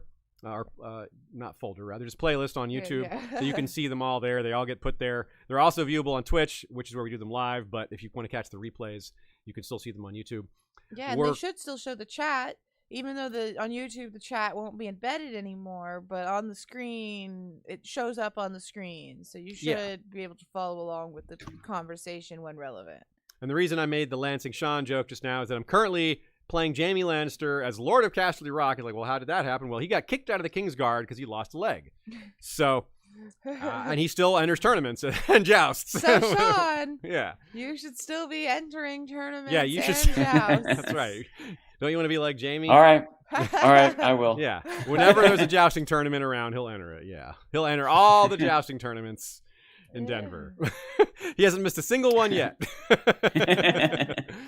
So that's really fun. The graphics on CK3 are amazing. The Casterly Rock and Lannisport look fantastic. It's really fun playing Jaime. We're married to a young woman who looks like Brienne, including her size, and we're trying to have large, handsome, gigantic warrior children. And we have succeeded. We have 4 large children, one of them who has the beautiful trait and the Amazonian trait. So she's large and beautiful. And our eventual goal is to usurp the Iron Throne from Robert, who is still king. He's still married to Cersei, and even 20 years after he would have died in canon. So we're having a great time with that. Better watch out. You're going to have some death by snoo. Death by snoo. The Amazonian women. That's right. We love our Futurama references here on History of Westeros podcast. I hope you do too, because otherwise you're like, I don't know what the hell they're talking about. There's to be a whole lot more Futurama references when the new season starts. Oh, yeah. It's like the 5th time Futurama has returned from the grave, isn't it? Yeah, no, it is. Because they have other movies. Yeah, it is. It's great. It won't die. Because it's great. That's why it won't die. Because it's the future. We keep getting closer to it. You can never get to the future. You can only get closer to it. The Redgrass Field. Let's talk about that. So Baelor didn't fight, let alone win, a famous duel like Daemon did versus Gwaine Corbray. There was no clash of Valyrian steel for him. He didn't have any to clash with, right? There was no mad charge to snatch an ancestral sword while maiming an archenemy before escaping overseas to fight again, either. He didn't have the epic story of Bittersteel, nor Bloodraven, nor Daemon Blackfyre, but he did, nevertheless, come out of it a hero. He led his soldiers well. Being a good leader, winning men to your cause, getting them to fight for you, having their morale being as good as it could be, those are hugely important qualities. You don't have to, kill a bunch of people with your sword to be an effective leader in medieval style times. It's a quality that will continue to matter after the fighting was over. I mean, skill with a sword is crucial in times like this. It helps a lot. But in day-to-day ruling of the kingdom, it doesn't do you anything. Except for maybe framing your reputation a bit, maybe helping back up your authority. So there is a little of that. But still, the qualities he showed on the Redgrass Field as a leader, those are the qualities that would continue for him. These are the qualities that Westeros would end up relying on. And it was the better for it. I don't know how it would have gone if Daemon had won, but I don't think it would have been better. I don't think Daemon probably would have been a better king than Robert Baratheon, but he had a lot of those qualities of warrior first, administrator, well, not second. It's as far down the list. Like, he also wasn't a womanizer or a drinker, although maybe he would have become one. I don't know. I mean, who knows? Like, Robert wasn't necessarily known to be a big alcoholic, except for people close around him in those early days. So who knows about Daemon? But now, while Sir Eustace isn't the most unbiased observer, in fact, he's very biased. It's impossible to have an unbiased observer here. So we work with what we have. Even when Daemon Blackfyre fails, it's framed as a good thing. It's like, oh, he was too honorable. When he defeated Gwaine Corbray, he dismounted and ordered him tended to by his maester. And Eustace says, oh, that was the difference. Quote. So close a thing. If Daemon had ridden over Gwaine Corbray and left him to his fate, he might have broken Maekar's left before Bloodraven could have taken the ridge. The day would have belonged to the Black Dragons then. With the hand slain and the road to the King's Landing open before them, Daemon might have been sitting on the Iron Throne by the time Prince Baelor could come up with his Stormlords and his Dornishmen. The singers can go on about their hammer and their anvil, sir, but it was the Kinslayer who turned the tide with a white arrow and a black spell. He's basically saying if it wasn't for Daemon being so honorable, Baelor wouldn't have had a chance. He wouldn't have even gotten there on time. He's saying the hammer and the anvil were basically irrelevant. The battle was decided before that. It was decided when Daemon was killed, and the hammer and the anvil came after that. He's basically saying the singers are making a big deal out of a mop-up operation. It's to be expected from Eustace's bitterness, but he's got a point, yeah, Daemon was already dead by the time Baelor got there. Like, that's pretty big. Not only that, but Bloodraven had already lost his eye. Bittersteel had already recovered the sword, had his mad charge, and took out Bloodraven. All that happened before Baelor got there. So yeah, Eustace has a little bit of a point. Like, Baelor maybe did get too much praise for what he did. Like, he was remembered as a hero nonetheless, though, for leadership and for that timing. That timing was pretty perfect. Yeah. He missed most of the famous last battle, but hey, I can kind of understand why he got such acclaim. When it comes to battles, for many reasons, if not the most important reason of all, it's better to be the guy that finishes the battle than the one that starts it. Because, if you're not the one that finishes it, you probably lost. And Baelor Breakspear was remembered as exactly that man. Here's a quote from The World of Ice and Fire. The battle came to an end when Prince Baelor Breakspear appeared with a host of Stormlords and Dornishmen falling on the rebel rear, while the young Prince Maekar rallied what remained of Lord Aaron's van and made an implacable anvil against which the rebels were hammered and destroyed. 10,000 men had died for Daemon Blackfyre's vanity, and many more were wounded and maimed. King Daeron's efforts at peace had been shattered, King Daeron's efforts at peace had been shattered through no fault of his own, save perhaps too much mercy for his envious, half brother. Are you proud of me, Aziz? Nice. I said that without laughing. Good job. So It's not over yet. So to recap the action real briefly, Daemon led his army towards King's Landing, leading the vanguard himself. Was blocked by the loyalist host, which was led by the Aarons, Lord Aaron and Gwaine Corbray there. Then he was shot down by Bloodraven. The rebels started to flee, and Bloodraven shot down the twin sons. Bittersteel, who commanded the rear, turned the rout into another charge. He restored the route and turned it into a charge, which he led towards where Daemon fell. He recovered Blackfyre and then charged Bloodraven, who they dueled. Bittersteel got the better of the duel, and it's possible he would have even finished Bloodraven off. We're not sure. This may have been when Baelor arrived, and when Baelor arrived, smashed into the rebel rear, and that basically ended the battle. Now, that's the part you were going to laugh at, huh? The rebel rear. Yeah. So, Bittersteel, if you think about this from a strategic perspective, Bittersteel's job, he was leading the rear.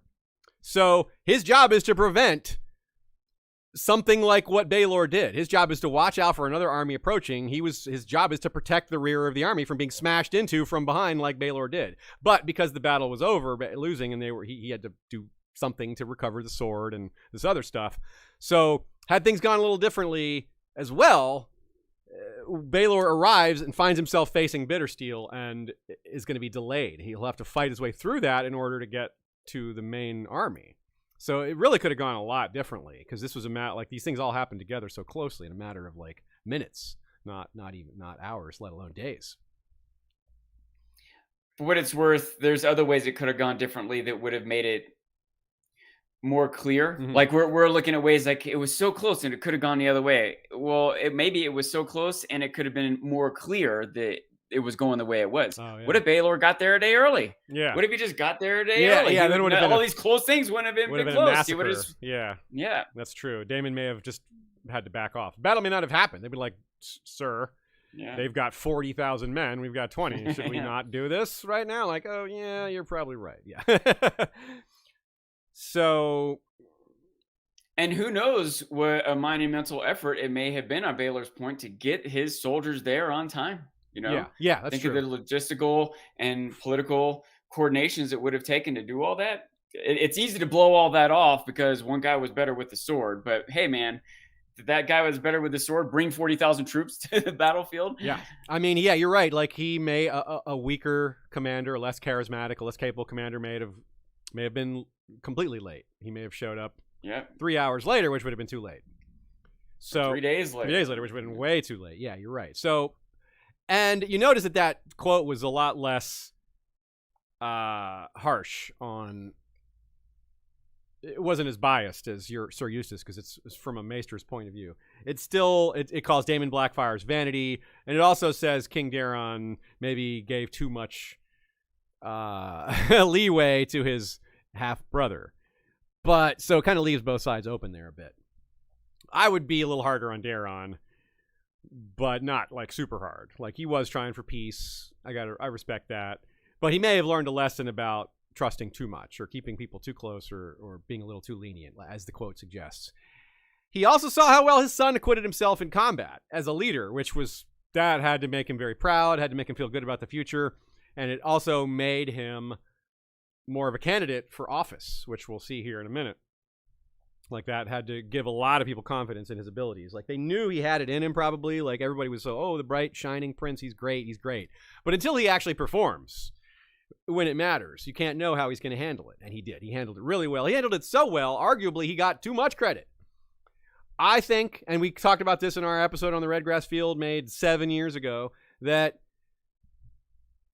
Maekar deserves more credit than Baelor. Maekar's the one who had to step in and take over for the slain Lord Hayford. The commander, the hand that took over for Lord Butterwell was killed in the Redgrass Field. And Maekar sort of stepped up to reform the lines. And he's the one who, as it says, gathered the shattered lines into an anvil that Baelor hammered against. Well, Baelor got to sneak in and attack from behind, right? Whereas Maekar was there the whole time fighting and holding people off and resisting Daemon's initial charge. it sounds like he had a harder job. Baelor kind of came in and saved the day, but Maekar's job was more difficult and more challenging. He acquitted himself just as well, if not better. But afterwards, it was Baelor who got all the credit, or most of the credit. I mean, it was the hammer and the anvil. Like that was the song. But more credit goes to the hammer. Like, hammer's just a cooler name, right? Like, how many hammer? Like, it's one of the most common nicknames there is. Like, right now, any of you out there could name like 5 people who have the nickname Hammer. MC Hammer. MC Hammer. Yeah, MC Hammer. There's that Hammer who won the second Magic the Gathering Pro Tour. Hammer Rainier was his name. Hammer and Hank Aaron for baseball. You know, there's even within A Song of Ice and Fire, the Hammer of the Waters, the Hammer of the Dornish, Hard Hugh Hammer. There's just a lot of hammers, y'all. Hammer and Nail in the Second Sons or whatever. You know, there's just a lot of hammers. It's popular. Hammer? Name. I hardly know her. Exactly. Yeah. What is this? What is she? A hammer? Yeah. Yeah. Friendly. Yeah. Okay. So Breakspear, he gets another nickname because when you're cool, you can get multiple nicknames. So he's Breakspear and the Hammer. He breaks the spear with hammers. And now, Maekar being in his brother's shadow is a pretty big deal. But that's more of a story for Maekar. Being in someone's shadow it's more appropriate to discuss that when you're the guy in the shadow rather than the one who casts the shadow. So we'll talk about this more when we do an episode on Maekar, because Maekar does deserve his own episode one day. TKOK Podcast Network. Shout out to our good friend Tommy and the New Dad show. Yeah. Super Chat says, love on Father's Day from the Thigh Sparrow. Not the High Sparrow, but the Thigh Sparrow. Right on. Yeah. Named that because of his creamy thighs, which are well tattooed. Yes. He has a tattoo of Winterfell on one thigh currently. Yeah. Also, I will note that part of the TKOK Podcast Network is the New Dad Podcast, which not such a new dad right now, more of an experienced dad, I'd say, but relevant on Father's Day. Yes. Happy Father's Day to all fathers out there, except mine. Screw that guy. Screw that guy. Or yours if your father's like mine. Yeah, screw him. Screw them too. All right, so hand to the king. So not everyone has a father like Daeron II. Yeah. Some people have a father like Aegon the Unworthy. Yeah, that's right, like Daeron II. Yeah, exactly. Okay. So he was hand from the years 196 up until his death in the year 209. So a good solid 13 plus years as hand to the king. It was a good 13 years. And here's a quote to represent those good times. With his half-brothers dealt with, and the strength of his sons and heirs supporting him, many thought that King Daeron had now ensured that the realm would be under Targaryen rule for centuries to come. Few could doubt that Baelor Breakspear would be a great king, for he was the heart of chivalry and the soul of wisdom, and came to serve his father most ably as hand. Yeah, I mean, it says for centuries to come. It didn't even last one more century. Robert Baratheon became king in about 283 or 282, and that's less than 100 years from this point. This is the year 196. It's possible Daeron wanted Baelor to be hand before this. I mean, he worked with him so closely, but maybe he just didn't have the political clout to promote his son at such an early age. It's so little experience, being so unproven. But boom.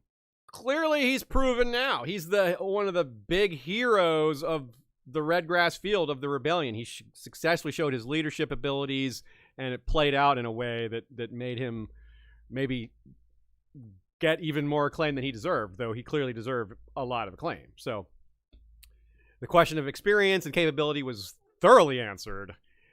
So I'm guessing if he was a questionable choice before, he went to a popular one, especially because a lot of the people who would have been opposed to it were just killed or lost and had to bend the knee and were in no place to demand anything.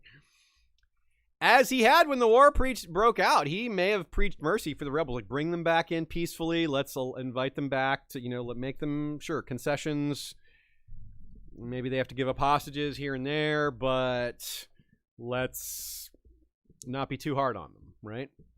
But Bloodraven and others argued for severe punishments, and Bloodraven's esteem at court would have also gone up. He's the guy that actually killed Daemon.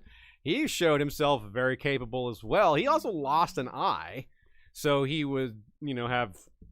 I don't know if that gives him any sympathy, but they'd be like, look, proof. I lost this on the Redgrass Field, y'all. He could maybe intimidate people with his opinions based on his... he would look intimidating, hell. I mean, there's that too, but just his authority for having been there and faced that and been there, done that, all that. So, yeah, no one can blow him off. Like, when's the last time you were on a battlefield or something like that? Yeah. So whatever any anti-Bloodraven sentiment would have been lessened given his participation and just the fact that he's even more dangerous than we thought. Like the rumors of him using sorcery to kill Daemon and his willingness to be a kinslayer and all this other stuff. I was like, oh man, this guy is ruthless. Do not cross him. So what you have is a court at which a lot of people's esteem is raised. Daeron wins the war, even though he didn't participate directly. He sent the right people to do it. He still gets a lot of credit. Baelor and Bloodraven get a ton of credit too. So they have honors and favors and standing at court with which to argue their positions. King Daeron was somewhat surprisingly harsh with the rebels. I don't know what that means because we don't get a lot of details, but people were surprised given the way he had handled things like this before. He went farther than they thought he would. And this, I got to think, is partly Bloodraven's influence. Maybe Baelor wasn't happy about that. Maybe he pushed for a little more leniency, but evidence suggested perhaps that leniency backfired, so they might not want to be so lenient. There might be a lot of other people that would agree with that. But like, yeah, look, Baelor, like, I appreciate your chivalrous take here, but I got to side with Brynden because leniency did backfire, or Blackfyre, pretty badly. So we got to be harsher. We got to demand hostages. We got to take land away. We got to do that stuff, which, of course, you never can tell. Like, we only have one data point here. We don't know how it could have gone if they were more lenient or even harsher. We do know that some people were very dissatisfied, and it did maybe stoke the next rebellion, the wedding, rather, the wedding party. But if you're going to stoke a rebellion, that's the best one. Yeah. One right? That actually, like, 3 people died or something, and one of them was just bragging about being an informer, So yeah. One of them was Lord Gorman Peak, like, yeah, good riddance to that guy, Black Tom Heddle, also good riddance. Yeah, so yeah, that went pretty well. For Daeron, he grew up, and we got to put ourselves in his shoes for a minute too, because Baelor would know this. Baelor would know where his father's coming from. Like, granddad Aegon, who he grew up with, let's not forget, Baelor was around for his grandfather, trying to undermine his side of the family constantly. Humiliating, trying to remove them from the line of succession, all this stuff. So there is that as well to balance out any leniency on Baelor's part. He might be like, well, yeah, even the leniency can come within our own family, so maybe I should be a little stricter about these things. So maybe he changed his tune a little bit. We're talking about a young man transitioning to adulthood.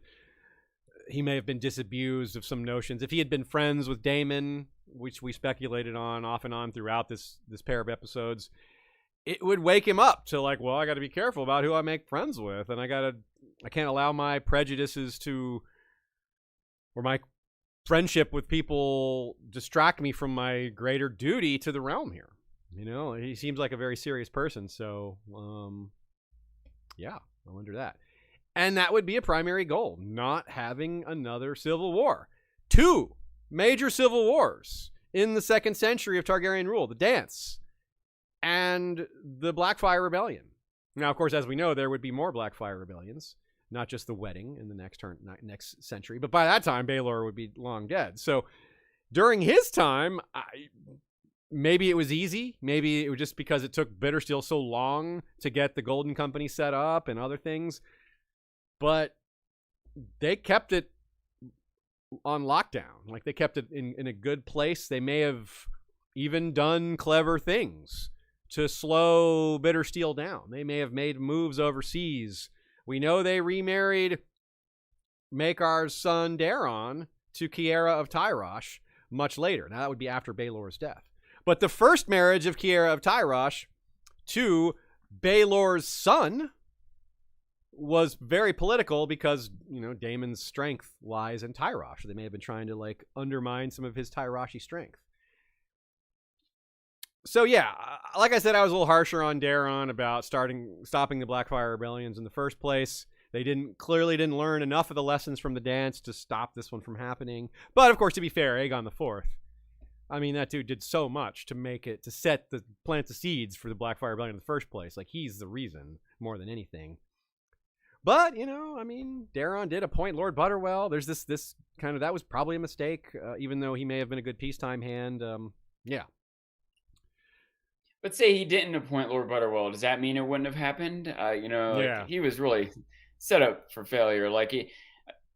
Maybe he didn't handle it perfectly, but he probably handled it way better than average. And even if he had handled it perfectly, it might have still happened. Yeah.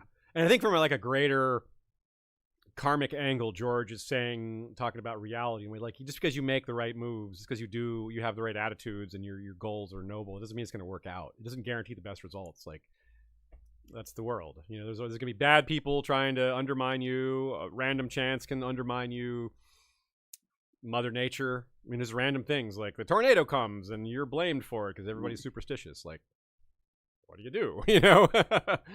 I will say, though, I don't feel like George has a nihilistic viewpoint. No, he's not. I don't think he... it's not like you shouldn't try to do the right thing. Even when you do the right thing, it doesn't always work out. But you should still try to do the right thing. I agree. I totally agree. I totally agree with that interpretation, too, because a lot of people do think George is a nihilist. And it's just I don't see that. He absolutely makes it clear that the trying is hard. But he never makes it seem like it's pointless. I totally agree with your interpretation that he shows that it's worthwhile. It's worthwhile to try. Brienne is a hero. Yes. Brienne is a hero. Dunk is a hero. Ned Stark is heroic. He's a hero too, in much different way, for sticking up for children and for peace and things like that. And all the heroes might not be perfect, but I think we jumped to Brienne because she is close to perfect. Maybe one of the perfect. I don't know, a moral standpoint or maybe whatever. As close as we get. Yeah, it's a perfect. Yeah, and we don't feel like she's wasting her time with her silly integrity, No. Yeah, no one reads that and go what a dumbass. And no one reads that and goes, that's stupid, Brienne. Well, maybe someone does, but no one I know. I would disagree with anyone who thinks that way. So the complaints would continue, though. Even though the Blackfyres lost, there would still be people saying, look, this court is too Dornish, or why do the Dornish get these concessions that the other High Lords don't? That would still happen in court with petitions instead of with swords and insults, right? That would still be going on. It wouldn't just die out with the Blackfyres. And Baelor, as Hand of the King, would be in charge of handling a lot of that. As we know, the Hand is the front line for a lot of these things. The King dreams, the Hand builds, that sort of thing. And this King and Hand worked together better than most. They were of one mind more so than a lot of others. We have seen a lot of times where the King and the Hand were contentious. Tywin and Aerys being one of the most so. But Tywin and Aerys worked really well early on. So even they were an example of King and Hand getting along until they weren't. So there'd be still people saying, mocking him for being Dornish and whispering about that. But he would probably have handled it with grace because that seems to be how he handles most things. Maybe he would have his moments where it chafed at him and he got frustrated. But I feel like he would have kept that under wraps, done that behind closed doors. But maybe I'm making too much of his goodness. One other weird question we have is, what would he have thought about Daenerys and Daemon? Whether Daemon wanted to marry twice, whether that was something that was just something that happened when he was younger. It's always been a little puzzling. Did Daemon really think he could marry twice? I kind of doubt that. Maybe when Aegon was still king, he could have thought that. But, Baelor probably wouldn't have been cool with that. Daeron definitely wasn't either. Polygamy under this new style of the faith. My salad? Yeah, polygamy in front of my salad. In front of my salad? Yeah, no way. So I don't think so. But it's even weird that he could have thought that he was enabled to do that or allowed to do that, given all this.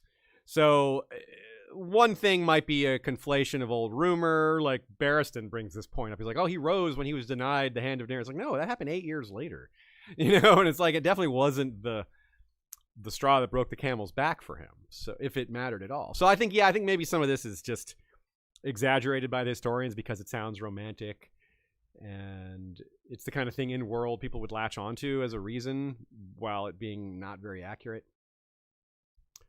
And he may have believed, like Nina writes, that it's possible that when Daemon was like 14 years old, he could have thought he could also marry someone else because he thought of himself as another Aegon the Conqueror, and his father Aegon had 9 mistresses and all of this. So it's not that far from maybe believing this stuff naively because of his age. And maybe Rhaegar will later be with Lyanna while he's married. So it's not, the idea isn't completely crazy, even though it seems culturally unacceptable. Arguably, it was more culturally acceptable when Rhaegar did it, even though it was less acceptable from some of the High Lords. Like the Faith were more powerful in Daeron's day and Baelor's day, as well too. Like, how did that go with the Marchers as things proceeded? Did the Marchers start to calm down over time? Like, all right, one realm, fine, we're not at war with the Dornish, but there may have been more just Dornish incursions. They may have still been sending raiders into Dorne just to petulantly continue the old ways under wraps, send raids here and there. Regardless of what was happening, regardless of what ill will still was out there, a key goal for any monarch and his son in hand would be to curb these bad feelings, these flare-ups from turning into another war, to turning into some big problem. They would recognize that it's going to take generations to fix these problems for good. The best they can do is just keep it from flaring up too big into another full-scale rebellion. Let's talk about outside threats, because it's one thing to see problems within the family or within the realm. It's another to stop things that aren't even in Westeros. Like, they have limited ability to interfere with things that are happening outside their own borders. Like, a lot of things that happen within the family, right? Like, it wasn't like the Dornish didn't start a war and attack. The Ironborn didn't do that. It was a civil war. 2 Targaryen factions going against each other. So these things start from within. That's why I put a little bit more blame on Daeron than most, because it started within his family. Like, these are your relatives. Your job was to prevent this from happening, and you didn't. I think he did a good job in general as a king. I think he earned the name the Good, but I'm still critical of this. But as I alluded to before, there may have been some clever moves they did to undermine whatever Bittersteel was trying to do in Essos. He had Blackfyre, but the Golden Company wasn't formed until about the year 212. And I wonder if they are the reason it took so long. Nonviolent interference, bribing, offerings. Like, hey, you know what? Certain key commander of Bittersteel's like, you know what, bro? Just come back over to Westeros. We'll promise you safe passage. We'll let you have some of your land back. Just come on back. That's what you want anyway, right? So just like buy off a few of his top guys, and that just like sets him back a lot, Just bring him back in. Like, you don't want to live in Essos as a sellsword. Come back here, bro. We'll give you your, I could see that working on a few of them. Yeah, a couple sabotage ships, a couple red tape at the port, and give a trade deal to Tyrosh in exchange for not backing them in something else. Yeah. Like, just something, just little non-violent ways of slowing them down, of blocking their moves. Yeah. And Tyrosh isn't a monarch. We got to remember that they have archons, which are elected officials. So we got to figure Rohan of Tyrosh, Daemon Blackfyre's wife. She was connected. She was part of some big family. And so when Kiera of Tyrosh marries Valar, Baelor's son, this, as I alluded to before, was likely to curb Tyroshi influence, to give them a counterbalance within Tyroshi society against any using them against Westeros. Now, Kiera, like I said, is going to remarry to Daeron the Drunkard later after Valar dies in the Great Spring Sickness. So, which shows how important this marriage was to them. They thought it was so important that they remarried her to another Targaryen prince, to another crown prince. And that says a lot about what their continued worries about future Blackfyre incursions, even though at this point nothing of that sort has happened yet. By the time they remarry Kiera to Daeron, there'll have been the second Blackfyre incursion and the third Blackfyre Rebellion, which was a close run thing. Nina thinks this marriage was probably arranged and occurred after the first Blackfyre Rebellion. That is Kiera to Valar. Now, Kiera and Valar never had any children.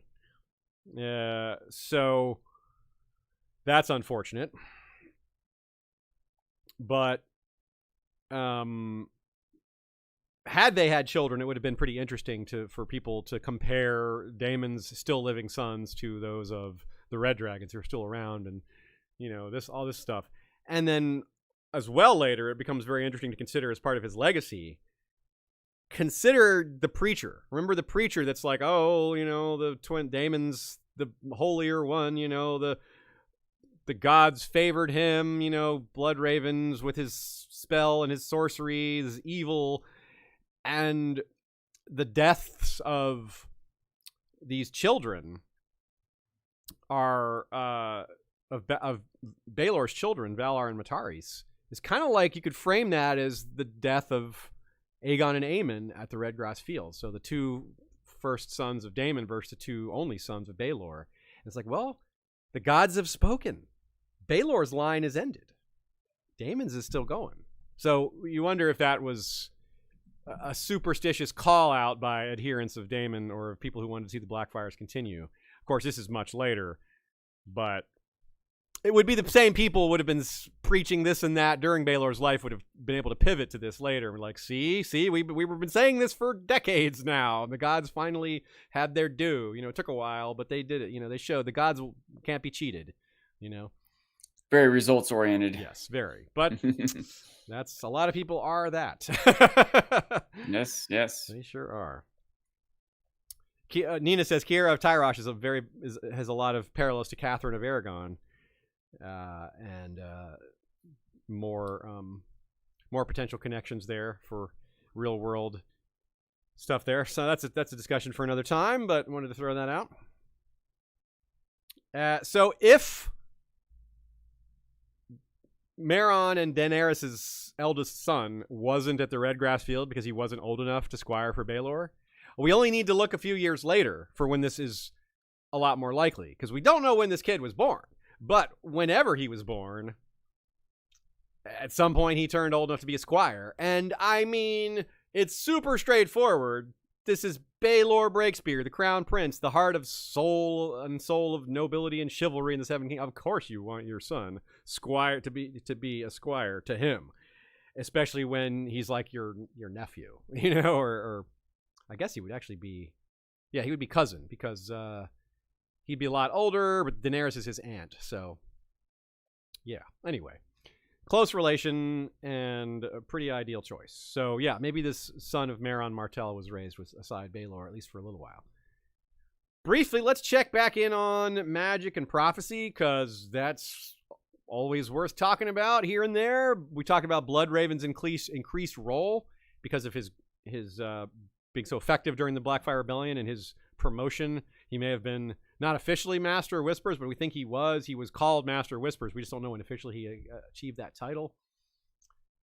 So with his enhanced clout, with Shiera in the picture now, and Daeron's own son, Aerys, who is bookish, you've got this cadre at court, this group that we discussed in the Shiera Seastar episode in particular, as well as other places, that are very interested in researching the occult and the arcane.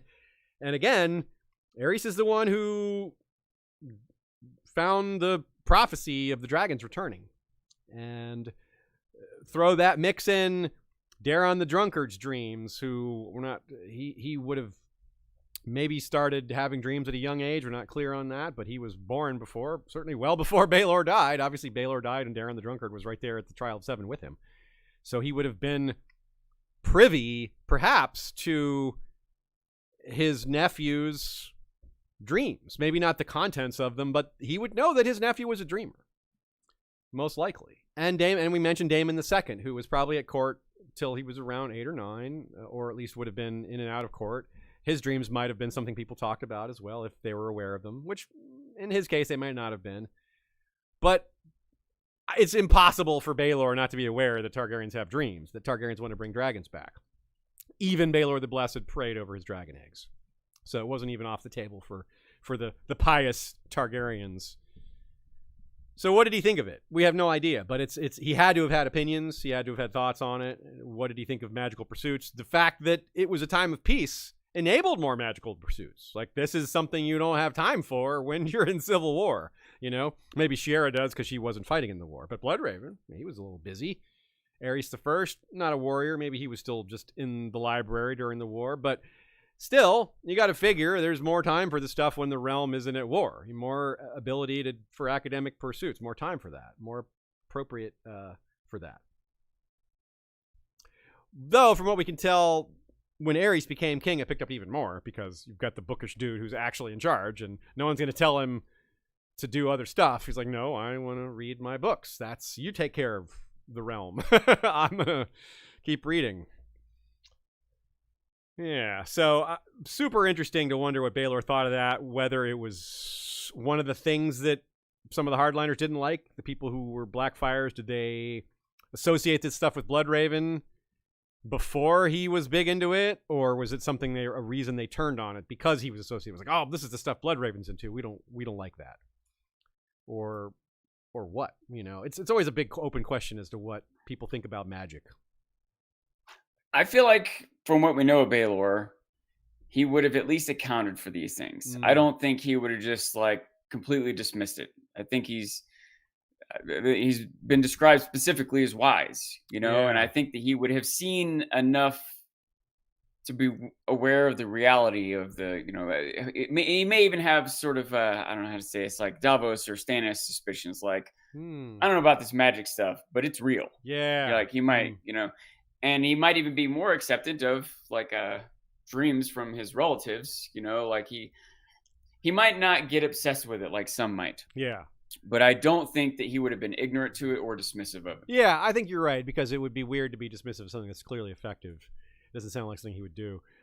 You also wonder, like we hear that Bloodraven and maybe Shiera, or with Shiera's help, was using magic to ferret out secrets as part of being a Master of Whispers. If Baelor was aware of any specifics or details, that might be interesting, or cause for concern, or just something they spoke on, or like, don't go too far with that, you know, keep that under wraps. You know, I don't know. But there are good questions that we can't answer. If this ever hits TV, those questions might have to be answered. They're going to have to fill in some of those blanks. Like, you can't just ignore it. The Vulture King. In the year 206, after Baelor had been hand for a good 10 years, helping rule, managing the realm after the Blackfyre Rebellions, helping his father do good things, keep the peace. This was a new Vulture King. It wasn't the first one. This was at least the fourth Vulture King. We don't know how many total there were. It's kind of a microcosm of the Blackfyre Kings, and that they just kept coming. Yeah, by the way, my Unsullied is showing. I didn't know there were multiple Vulture Kings. Is there a certain time frame and or geographical location that they were limited to? They're always in the Red Mountains. The Red Mountains is the key here. They're all pretty much Dornish, and they're all it's like the Shrouded Lords, so the Dread Pirate Roberts thing. There's been multiple people who call themselves that. They aren't necessarily related family wise, but they're basically outlaw kings that emerge in the Red Mountains, and because the Red Mountains is difficult to penetrate, so it's a really hard place to root out an outlaw king. So Is it something that's emerged, you know, like 4 or 5 times over the past 10,000 years, or 4 or 5 times over the past 100 years? More of the latter, yeah. It wasn't a thing from way back. The first Vulture King was during the time of Jaehaerys, I believe. So the old king. So like in the year like 60 or 70, something like that.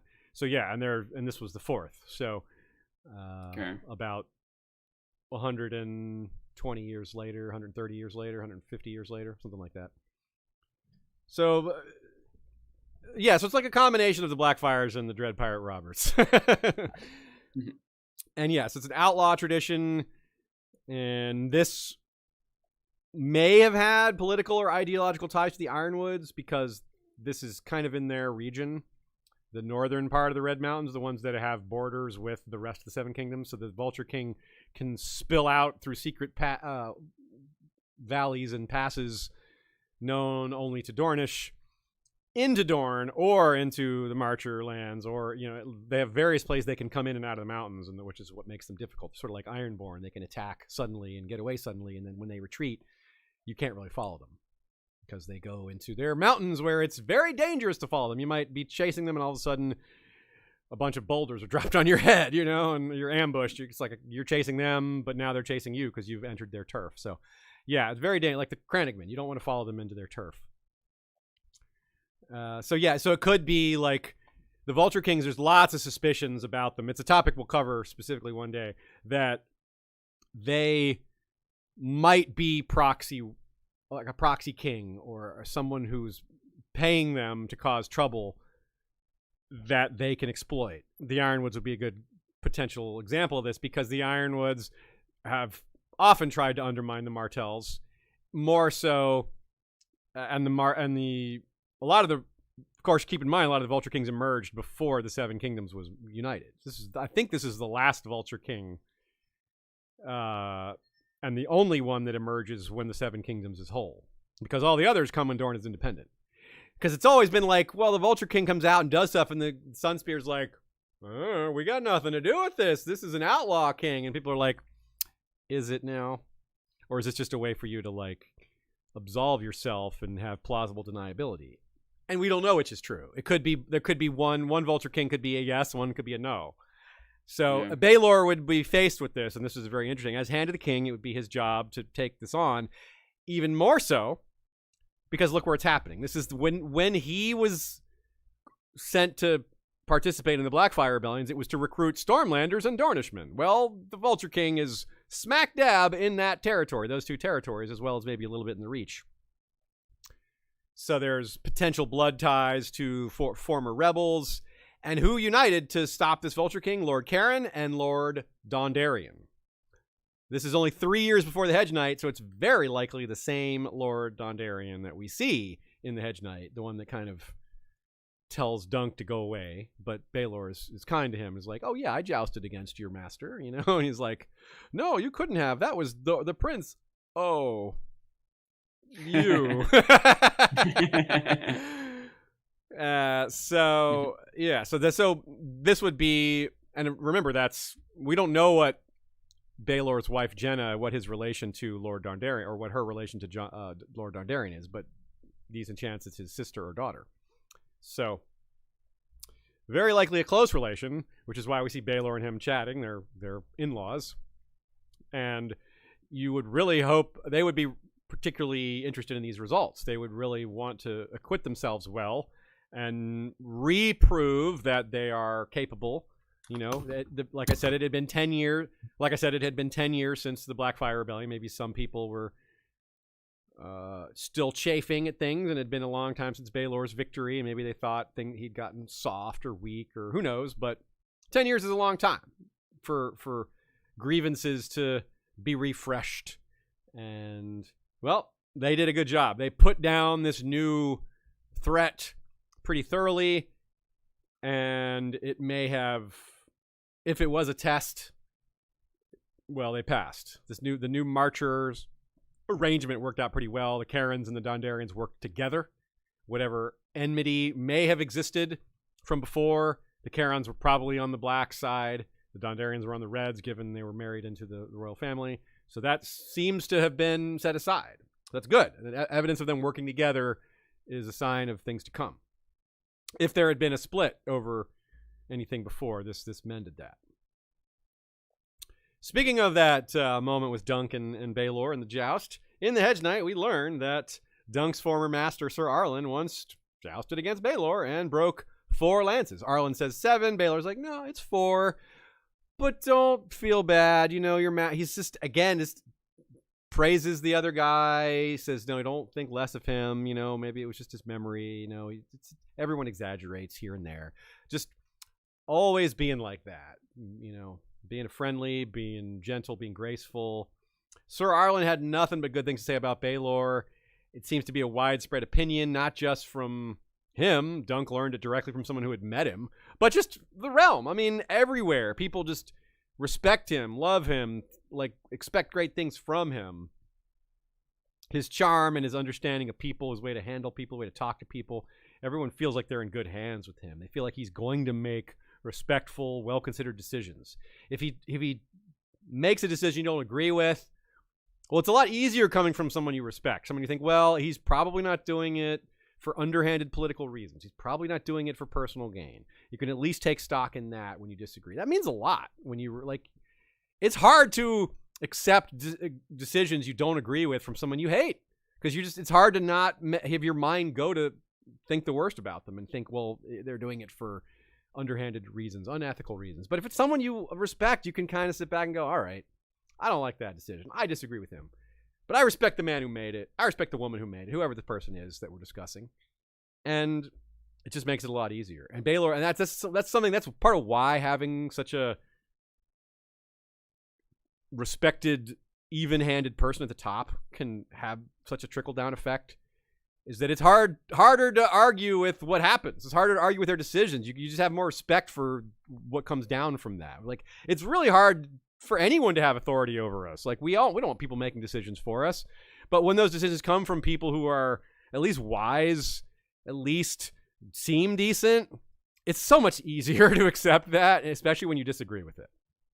So it's really important to see that that's what the realm was looking forward to.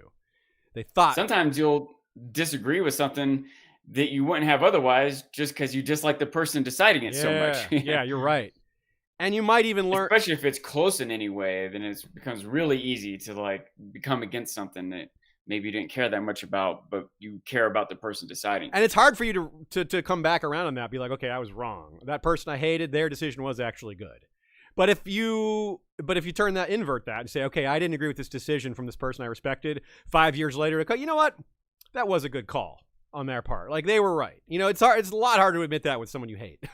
But if you respect the person, it's a lot easier to be like, okay, they were right about that. Or maybe you throw in a caveat. Okay, they may have been right. Like, you don't fully admit that you were wrong. Some people just hate admitting they're wrong so much that they won't do it. But it's a lot more likely to come when the person you're admitting that to is someone you respect, especially since you're not saying it to their face. You're admitting it to your friends, you know.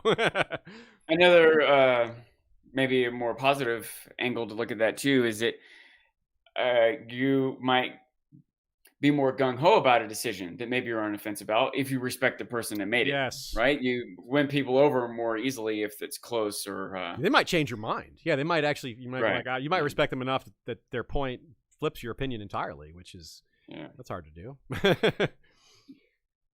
So another reason for Arlen to just have praised Baelor so much, this is kind of an under the radar thing. Look, you know what happens at a joust? You lose a joust, you lose your stuff. They get your arms and armor. Baelor is like, nah, you can keep your stuff. I don't, you have it back. I'm the crown prince. I've got all the suits of armor and coin I need. Just have it be enough. Just, you got this far. Take that, So that would be something that Arlen would have probably brought up. One of many things he praised Baelor over. So, and other people too, by the way. Yeah. Other people would have been aware he did that for Arlen. Arlen's probably not the only one he did that for. It would have added more and more to his clout, his honor, his generosity, or his persona. Yeah, it's like a snowball effect. This is the more good things, the more these good things pile on, and the more you expect more good things. It's like, well, yeah, like the more unknowns you frame positively, because all the things you do know are so positive. It just stands to reason that the other things I don't know about this person are also good, because, yeah. And it would help it come from different angles too, because probably other lords, other people, the wealthy lords that might be in court with Baelor, they might not know or care if he let some knight have his armor back. But all the knights would know, all the squires would know, all the hedge knights, all the commoners, all the people running a food booth or whatever. He would get, appreciation from the common people. Yeah, that, like the snail knight for sure would know. He's like, well, that guy, he goes to every tournament, Yeah. Like, oh yeah, Baelor always gives their armor back. He never takes the ransoms. That would spread. And that's an interesting thing. And this was brought up my next point, which is, it's interesting that he was still jousting while he was hand to the king. It's not like unheard of, but it's a little unusual. Nina says it's a really good way to continue to undermine the idea that Daemon Blackfyre's faction was the heart and soul of chivalry. This guy constantly reminding people of what a good guy he is and how capable he is. He's like, he keeps winning and he keeps giving the stuff back. It's a constant reminder of that. Yeah, that's a really good way to just keep that going. Like, people won't forget what a good man this is. He wasn't, but he didn't show up to joust at Ashford Meadow, so maybe he had maybe retired from it by that point, because we don't know when this thing with Sir Arlen was. It may have been 20 years prior to the Hedge Knight. We have no idea. Yeah. All we know is it had to have been before Dunk was born, because it was before Dunk was born, because Dunk, Arlen's dead now and all that. So anyway. All right, so our last section is the actual Hedge Knight, the only time we really get to see Baelor up close. And this is something that sets him apart as well, not just his look, not just his character. We've seen Egg, we've seen Daeron the Drunkard, we've seen Aerion, Maekar, Aemon as well, although Aemon we see in A Song of Ice and Fire, not these older stories that we probably will at some point, and Bloodraven. We've seen all those characters in the 3 Hedge Knight novels, or the 3 Knight of the Seven Kingdoms novels. We never see Bittersteel, we never see Daemon Blackfyre, we never see Shiera, we never see Fireball, Daeron the Second, Aegon the Fourth, Elena, Dana, Rhaena. Baelor is not only on screen, he's on screen quite a bit. More than any of those listed, except Egg. Egg's the only one of those guys that's on screen more than Baelor. And even though Baelor's only in this one story.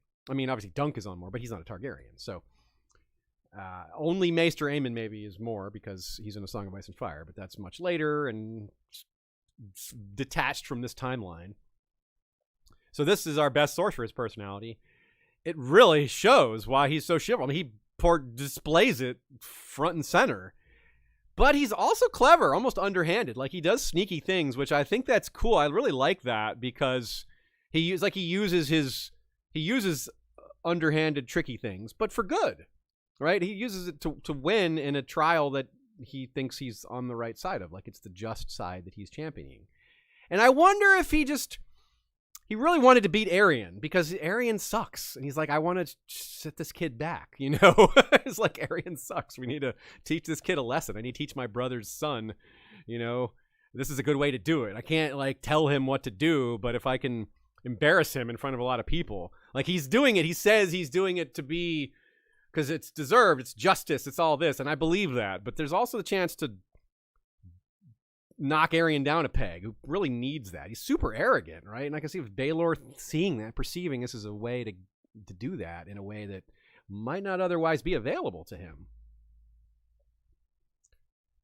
You can have, I don't know, it's true, genuine, positive goals for a decision that also have some benefits to you incidentally, or some, then that's maybe even more cynical than what we're describing this decision with, trying to teach Aerion a lesson also. And so with the trick with the lances, he says, let's use tournament lances because they're longer and we can hit hit them before they hit us. It's dangerous. And Lord Baratheon's like, Laughing Storm's like, is that chivalrous, my lord? And he's like, the gods will let us know.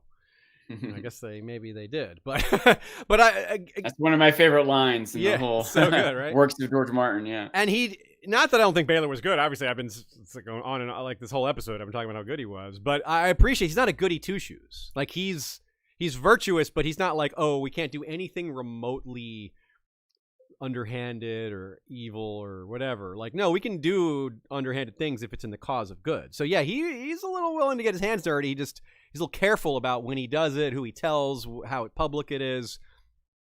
I mean, he accepted Dunk. He's like, I accept you as a knight. Like, he took him at his word as well. Like, you can enter the lists. I'd vouch for you, right, when no one else would. And part of that is because he really saw Dunk as, there's no proof you were knighted, but I believe I know who your master was. He seemed like a good guy. He's representing what a knight should be. Yes. And that's more important to Baelor, and maybe should be more important to everyone than the details of some ceremony. Yeah. Nina suggests it's quite possible that, Maekar offers to take dunk on after the tourney because his son is like really into him, and he's like, you acquitted yourself well. My son wants you to be his teacher. And I was trying to combine the word tutor and teacher there. But if Baelor hadn't died, maybe he would have brought Dunk on. He's like, you are a good man. You're a good knight. You're the kind of knight I want at my side. You and I have the same virtues. I think that's entirely possible. Yeah, that makes a lot of sense. Although more likely he would have stuck with Egg, and Egg would stick with his father. But still, Baelor would have offered, I think, to bring him in and like, you're a good guy. We could use more men like you. So as of this recording, it's June 2023. It's still a long way away from HBO's version of The Hedge Knight, but this has a lot of potential to jerk some tears, especially Baelor's part of this story, right? I mean, seriously. One thing nice about Baelor is there probably won't be any complaint about Targaryen wigs in his case, because people always complain about the wigs. Although Arianne and Maekar, they'll be able to focus on those two instead. Those guys will be there. Not Egg, though. No wig for him. Maybe a bald cap. No, they'll shave his head. The actor who plays Baelor can use his real hair, is my point. Probably. They might still give him a wig anyway, but you never know. Yeah, you really do never know. I mean, just look at Jace Velaryon and his awful wig. Yeah, that is not his real hair. Yeah, so he has great hair, but it looks more real because it's brown. Like you're like, that's clearly can't be your real hair. It looks silvery like that, you know. Okay, so let's have Baelor's epitaph, such that it is well written and glorious. Baelor of House Targaryen, Prince of Dragonstone, Hand of the King, Protector of the Realm, and heir apparent to the Iron Throne of the Seven Kings of Westeros, went to the fire in the yard of Ashford Castle on the north bank of River Cockleswent. Other great houses might choose to bury their dead in the dark earth or sink them in the cold green sea, but the Targaryens were the blood of the dragon, and their ends were writ in flame. He had been the finest knight of his age, and some argued that he should have gone to face the dark, clad in mail and plate, a sword in his hand. In the end, though, his royal father's wishes prevailed, and Daeron too had a peaceable nature. When Dunk shuffled past Baelor's bier, the prince wore a black velvet tunic with the three-headed dragon picked out in scarlet thread upon his breast. Around his throat was a heavy gold chain. His sword was sheathed by his side, but he did wear a helm, a thin golden helm with an open visor, so men could see his face. Yeah, that's a great quote. Great epitaph. Few characters have epitaphs like that in A Song of Ice and Fire because we don't see their funerals. They die in battle and stuff happens off screen or whatever. You know, even Ned Stark didn't get something like that, although he would have been a candidate to deserve something like that. There's a few people that remind me of Baelor. Rhaenys, daughter of Elia and Rhaegar, who was also murdered well before her time, well before Baelor's time as well, but, well, Baelor's age, I mean, well after Baelor's time, because she also looked Dornish. She was a Targaryen princess who looked more Dornish and had one of each in terms of their parents, Elia and Rhaegar. And she loved cats. Maybe Baelor loved cats too. Maybe they had that in common as well. Of course, yeah. Why, maybe? What do you mean? Maybe, of course. Yeah. Not to mention Rhaegar himself. There's parallels there. Rhaegar looked Targaryen, but he was considered like a great prince. A lot of people liked him. People looked forward to him ruling. And he was also, he's not Dornish himself, but he had a Dornish marriage. So maybe he's a little more, maybe in some ways a little more similar to Daeron, Baelor's father, but in a lot of ways similar to Baelor himself. A couple of real life comparisons. Edward the Black Prince, who was the eldest son of King Stephen, not King Stephen, my bad, of a king who's, I'm forgetting who his father was. Which father was that? Anyway, someone remind me in the chat there. He was the son of a long reigning king and was very admired himself. He was very looked for. People really looked forward to Edward the Black Prince ruling, despite his name. He was well regarded. It's like, whoa, that guy sounds dangerous. Now, he was a great warrior. That was part of why he had that nickname. He was also considered the model of chivalry. He adapted the badge of the Prince of Wales. Have your answer? Edward III. Edward III, that's right. Okay, I was like, Edward, I couldn't remember the number. I was like, is it the first or the fourth? I actually didn't think it was, I thought it was the first or the fourth, so I was way off. Well, off by 1 or 2. And he also died right before his father. So it was kind of like, which is exactly what happened with Baelor. Baelor died like months before before Daeron II. And yeah, a lot of parallels there. As we discussed in our Dunk and Egg series, in the Hedge Knight, we discussed how Baelor also has a lot in common with JFK, who died when George was around 15. So it would have been a very important living in a Roman Catholic household in New England, where JFK would have been very popular. His death was untimely and similar entry wound, back of the head, whereas where they were both. So we talk about that in a little more detail in the Hedge Knight series. So I recommend that as well, amongst other episodes that relate to this one. His legacy is substantial, in part because he died with so much promise. And that's part of what makes it so painful. That's a promise that can never be fulfilled. The what if questions will never be answered, and you can only wonder at what might have been. This quote really speaks to that. Perhaps he should have hated Maekar, but instead he felt a queer sympathy for the man. You swung the mace, my lord, but it was for me Prince Baelor died, so I killed him too, as much as you. Yes, the prince admitted. You'll hear them whisper as well. The king is old. When he dies, Valar will climb the Iron Throne in place of his father. Each time a battle is lost or a crop fails, the fools will say, Baelor would not have let it happen, but the Hedge Knight killed him. Dunk could see the truth in that. And indeed, though Valar never climbed the throne, the realm did suffer many woes.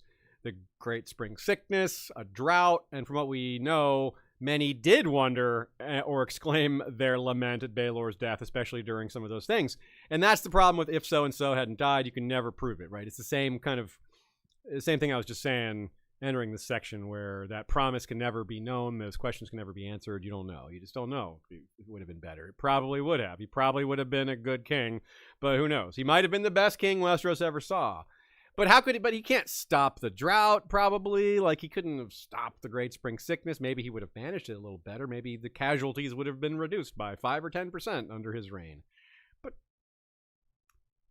maybe he would have just died against Dagon Greyjoy's Reavers instead of dying of a tournament mishap. It's, there's this, the what if just launches so many other what ifs. But I still find it compelling. It's still a worthy question, but we have to acknowledge how unanswerable it is.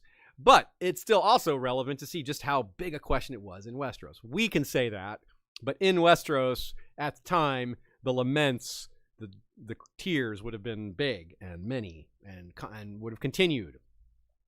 Some would have seen his death as will of the gods, though. Maybe as finally the gods have their will, like the gods will show us if this is chivalrous or not, Maybe finally Daemon's revenge from beyond the grave. Maybe, yeah, so it was Kiera and Valar's twin sons were stillborn. I forgot to mention that. And that may have been further judgment of the gods as seen by the commons. And then, of course, the spring sickness killing Daeron and Valar and Mataris, but sparing Kiera somehow. So it does seem very specific. The disease did hit an awful lot of Targaryens. A lot of crucial Targaryens. So if you're a Blackfyre loyalist who blame the Targaryens for slaying Daemon, doing against the will of the gods with that evil Bloodraven using sorcery and using things outside of the purview of the Seven, no wonder they're getting their just desserts now. Pretty easy to see how superstitious people could frame that within their own worldview. I mean, 4 more Blackfyre rebellions did occur later, after all. Whether the gods or not had anything to do with it, the death of Baelor did open the door for that. Like, if he had survived, I wonder, does the second Blackfyre Rebellion even get started if Baelor Breakspear is still hand to the king? I don't know. Maybe not. They might have been more wary of that. They still tried it under Bloodraven, and he's obviously capable and formidable, so it quite possibly still would have gone the same way. Now, Maekar wasn't just marked as a kinslayer, but as a kinslayer of such a beloved figure. It's one thing to kill, like, your evil twin brother or your evil brother, especially via accident, but this was just such a beloved figure. And yeah, as that quote said, Maekar knew he would carry it for the rest of his life and realized that so would Dunk. Now, I'm a little less concerned with Maekar at the moment But when we talk about Maekar, we'll wonder about that and wonder, like, how did that weigh on him throughout his life? I mean, how often did he think of Baelor? Dunk we'll be seeing in his head for sure in future stories. So we may never get as much more insight on Maekar, but Dunk we will. How motivating will it be for him in the future to do right by the realm? Because he was left alive. He thinks about this. He's like, well, maybe there will be a day when the realm needs me for something. Maybe that's why Baelor is dead and I'm alive, you know. And he wants to be worthy of that. He wants that to come true. He wants to be for that outcome to be correct. He doesn't want to have cost the realm such a great person for no good reason at all. He's like, just so I could live. That's empty for him. He's like, no, it has to be for some greater purpose. Nina writes, saving baby Rhaegar at Summerhall. Yeah, well, he was probably thinking about it then, although that might have just as easily been like, I'm trying to save a baby from the fire. That Targaryens and princes may not have entered in it that much, but it very likely would have. I mean, like, during his whole career, like his whole life. How often is he thinking of Baelor? Like, well, I should do right here to make up for Baelor, you know, Baelor's death. If Baelor was here, I'm the reason he's dead. I should carry that chivalry forward. And if he's living his whole life that way, of course, some of the things he does are going to be, you know, minor acts of kindness at a tournament, but some of them are going to be save the prince. You know, if he's always trying to do these grand and generous and brave things. Nina says he's trying to earn it, which I think that's the right. He's trying to earn that. Yeah. Whatever the gods did this, he's trying to live up to it, earn it. Yeah, that's a good way to put it.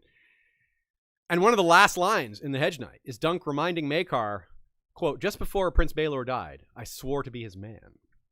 He's not going to forget the promise he made to a dying, noble, chivalrous prince, the greatest knight in the realm, the one that he's going to be the greatest knight in the realm at some point. So he's going to think of that. He's like, oh, I got this title, a title that Baelor once used to hold. He's going to make him really proud and maybe a little unworthy of it. Be like, have I lived up to this? I got to keep earning this. I can't rest on my laurels.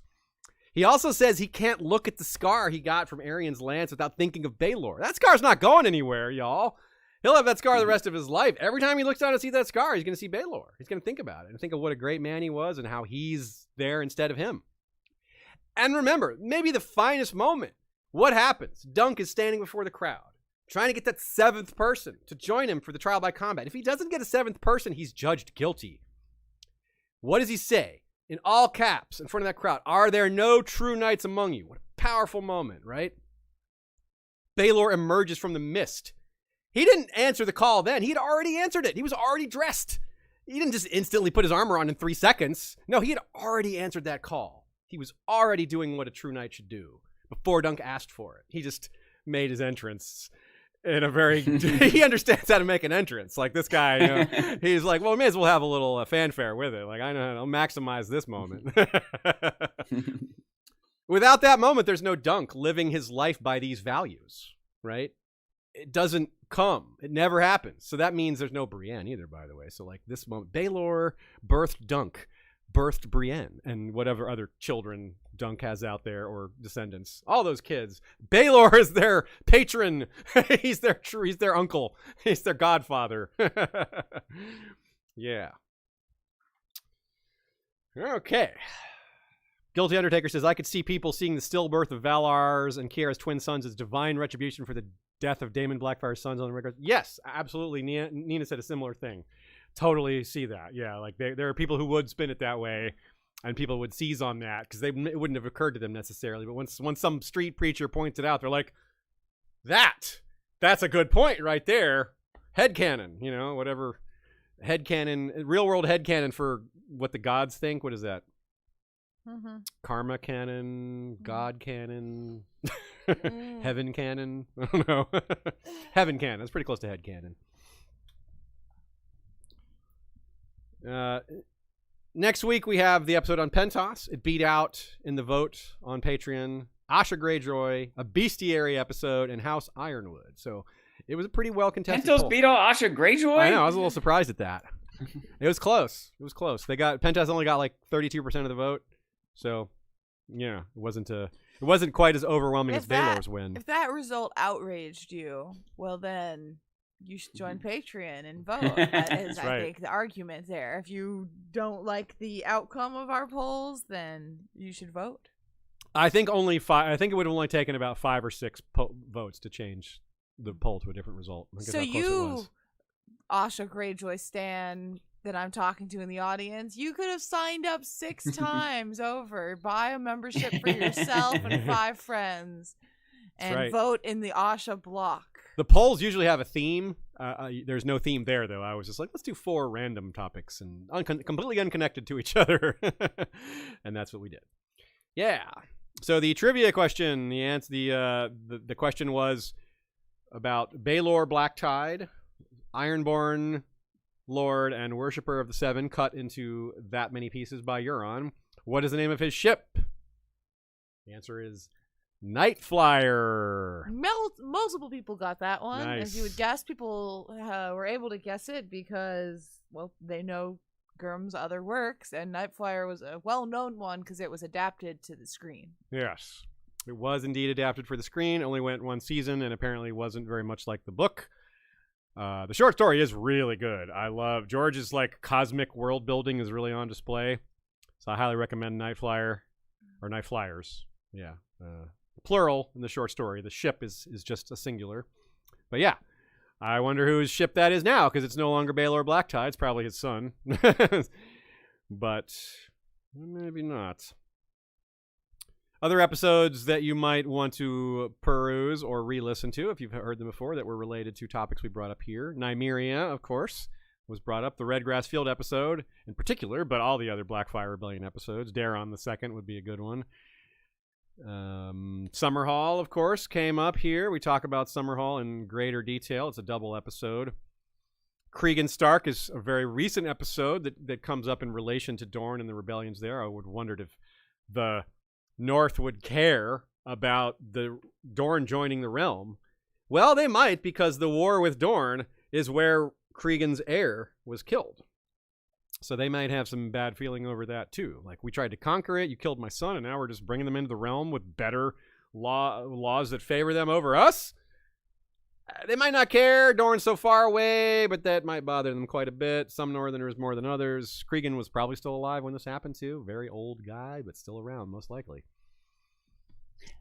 In my mind, I'd like to think that, there's going to be a lot of different people, a lot of different opinions, but the couple of wise people who are most in charge, I hope they would recognize this is just like a bargaining chip. We don't really care, but we're gonna get what we can out of this. We have some justifiable grievances. So good point. Yeah, like false outrage to gain something out of it. You can see the opportunity to get a concession out of the Iron Throne over this grievance. That's a good point. That's how a lot of how politics works too. Yes. Also, the episode on Daron I, and of course, Aemon the Dragon Knight. Those were both referred to here and are relevant, so you might want to check those out if you haven't already. Thank you for attending live if you did. Thank you for listening later if you're catching the edited version. And if you're not listening, then screw you. And I'm safe to say that because you're not listening. You don't know. What if they're said watching? That Oh my you. gosh, Asaya. Well, they're also listening if they're watching. If they're watching and not listening, they didn't hear you say that. Yeah, exactly. So Also, I'm that's safe. weird. Why would you watch and not listen? We're just really to see our faces. We're not. I don't think we're handsome enough to deserve. They're that. here for the t-shirts. That's right. My Dragonstone shirt. And you're Denver. Denver Dragonstone. What's your shirt, Shaya? Dragonstone Nuggets. Oh, I'm wearing a Tom Anderson shirt from not King of from Beavis and Butthead. That's appropriate because of Sir Arlen. Yeah. Dunksmaster. It's Tom Anderson. Yeah. Anyways, yeah, Harlan. But yeah, it's like a kind of trippy shirt with him. I wish I could show y'all, but yeah, it's got his face on it 3 times. I got it at San Diego Comic-Con. Yeah, I think Arlen, Texas, and Sir Arlen are spelled differently. One's A-N and one's E-N, but I'm not sure about that. Yeah. Either way, whatever. It's close enough. They're different. They are different. King of the Hill. And the besides, hill, the Western Arlen bastards. isn't even Arlen really. It should be Harlot Town, as we all know. That's the correct real name of Arlen, Texas. Harlot Town. They got rid of that influence. Yeah. Or they tried to, but we know better. All right, folks. Thanks again. Thanks to Nina for her invaluable notes. A lot of great takes. And that clarification on Henry VIII, of course. Thanks to Joey, Jesse, and Bran for the help with our theme music and our video intros and our music outro as well. Thanks to Michael Klarfeld for our also other video intro and the maps you see on display on many episodes of History of Westeros podcast. Check out claridox.de, that's with a K, to shop Michael's stuff. Lots of great things over there. You can get maps and other things. And thanks to our Bengineer. Shout out to him for the sound quality assistance. And I love shouting out him because his name is so good. Bengineer, yes. His name is Ben, and he is an engineer. As you probably guessed. Or you've heard me explain that before. Either way, I'm telling you again. And we'll see you next time for more. You know what to do in the meantime. Valar, reread us.